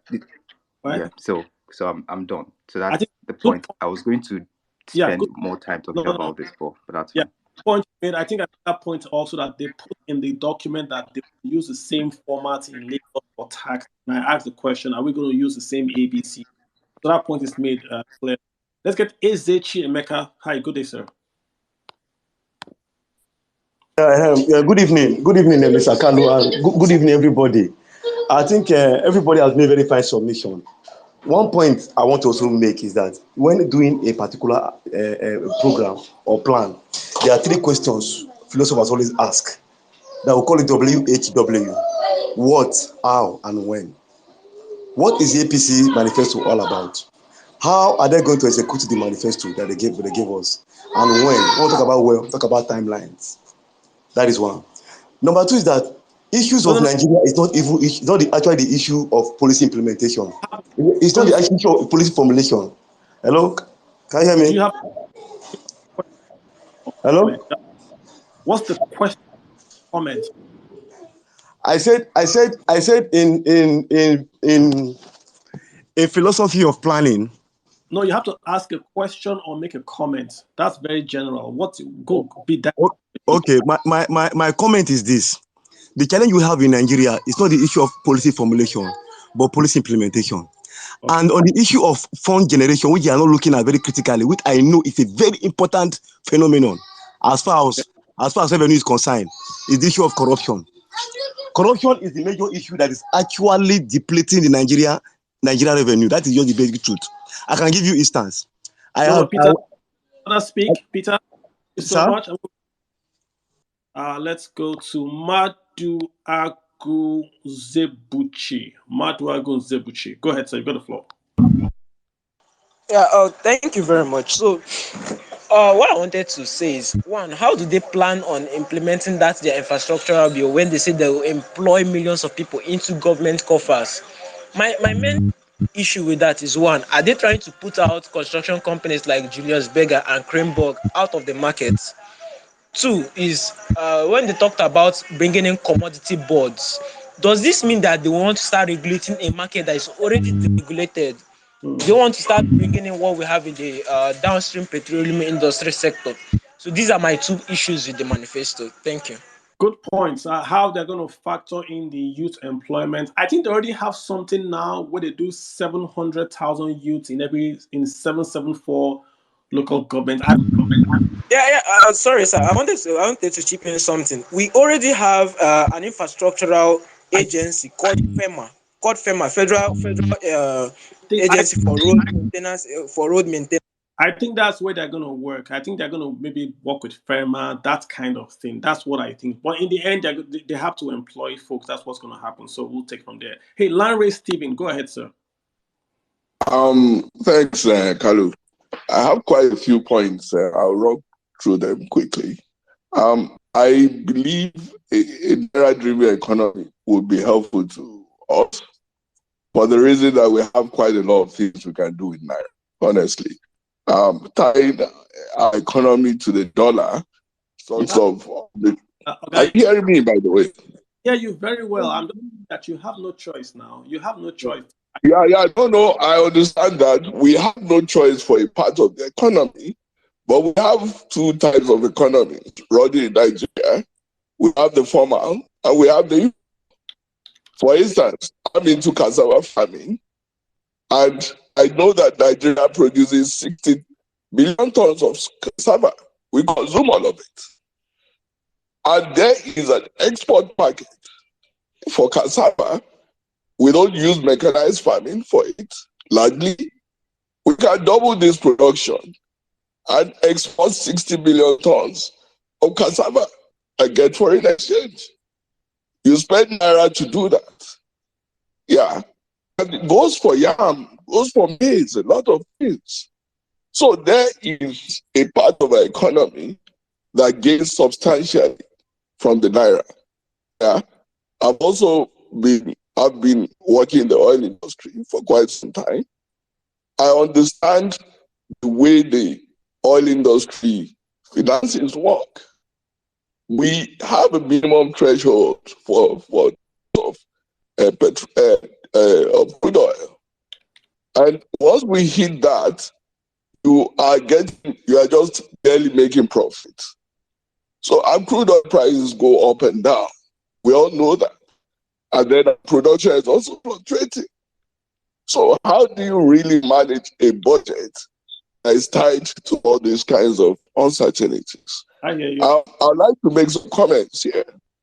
We need a lot of transparency in the way we handle our foreign exchange. And that's a major one. And I think one of the best ways to do that is to make it completely electronic. Why are we changing dollars? Why are people holding dollars in Nigeria? It doesn't make sense. Yeah, coming to remittances, I believe remittances need to be really looked at because we are also exporting. A lot of people spend money to go abroad. People pay school fees abroad. So it's a plus and minus. Yeah. The third one I'd like to say is the population. Just I'll be through in a moment, please. I know we don't have time. Population. Do we really have the data? I told you I'm into cassava farming. I stayed in Ibadan here. I can't get people to work for me. Yeah, even though I'm giving them, offering good salaries. Yeah. We get Kutonu boys around. Sometimes you go look for the northern boys. The northern boys go back home because they have a culture of farming. In the south, we don't have the population to even work on the farm. So I have a problem with that policy. I really don't think they will even get people to work on the farms in the first place. Yeah. Then on the tax, I believe that we are yet to really tax ourselves, not in terms of percentage of tax to revenue, in terms of actually taking tax at all. Yeah, everybody uses tax to develop. It's only Nigeria that will be using petrodollars, and the petrodollar isn't coming anymore. So this is my general view about this. Thanks. Yeah. After that, thank you so much, Larry. Appreciate that. And the last speaker setting out the list in contribution is going to be Dan B. Danny B. Work in progress. You've got the mic, sir. Go ahead. Hi everyone. Thank you for your time. Could you just a couple of things. I was pretty much excited about the pilot scheme, specifically with the pilot scheme for loans, the proposal on the educational area, and also a couple of things. But I am really interested about something. I feel that from a macro standpoint, our biggest issue is stagflation, and this is something Carlos mentioned several times. So I almost think it's a case of battling. We are almost between the devil and the deep blue sea. On one hand, do you inflate your way out of this issue if that's possible? On the other hand, how do you grapple with the huge amount of unemployment when you have huge infrastructure deficits? Will price control works? Those are the kind of questions we need to ask ourselves. I don't know if any of the plans we currently have today actually would get us out of these issues, but I don't know. If anyone has answers to that, that would be very interesting. Thank you, everyone. Appreciate that. All right, guys. With let me pause your mic. Yeah. So, guys, wonderful conversations back and forth, talking about the APC action plan tagged Renewed Hope. We've looked at it critically. I've given my analysis. Lots of folks have come back. We've talked back and forth on why we like it, why we don't like it, what we want to see in it. To be clear, this is more important in quote because this is the ruling party's action plan. This is not the opposition. These are the guys that are already in power in quote, and they should know where the pinch points are and should to say this is where we want to go going forward to take us from where we are. Nigeria's problem is stagflation, which means high inflation, high unemployment. You can add insecurity, right? And then this then causes food prices to go up. This effect is now manifested in the exchange rate, which is now about 740, 750 in the black market. But of course, locally, it's about in the CBN, it's about 435. This circle really is the problem of Nigeria. And from this circle, you then can see low capital utilization, you can see low power supply, you can see infrastructure deficits and all that. But the macro issue right at the center, right, is this stagflation, high inflation, high unemployment issue. If you want to fix Nigeria, you've got to go right in there and say you want to fix jobs. People don't have jobs, so you want to give them jobs. But how do you fix jobs? You want to attract companies to set up businesses, not the big companies. You're talking about SMEs, people hiring 2 to 10 workers. That's the job creation in Nigeria.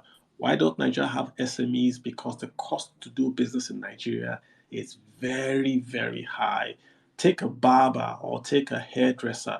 You have to have a generating set to be a barber. Just think about it. If you have an idea, there are lots of kids here, I want to cut their hair and I'm going to make money every day. You can't because you need a generating set. If you have a generating set, you need to buy diesel or petrol just to run your business. My friend owns a huge hotel. He told me the other day he's just subsidizing his hotel with his own savings. They make a lot of profit, they make a lot of sales. The entire sales goes towards buying diesel. That's it. Whatever millions they make from accommodation and food, it goes to pay diesel. He can't shut down because he doesn't lose his customers, but he's literally subsidizing his business. He's cut his staffing to the bare minimum. So imagine if you fix infrastructure for that guy. He doesn't have to buy diesel. He would employ more waiters, more cooks, more security guards, more, match days and all that. So the economy there starts to grow. This is the problem. If you want to fix this problem by employing lots and millions of people, by printing naira to just apportion to the economy, you might be diagnosing, or should we say misdiagnosing the patient. If the patient has malaria, you don't want to treat the patient with a chemotherapy treatment of giving him poison to kill the malaria. Just give him chloroquine and he gets better. So I hope, like we've heard, that there's going to be more information coming down the pipe that will allow us to take more critical analysis, which is what we're doing.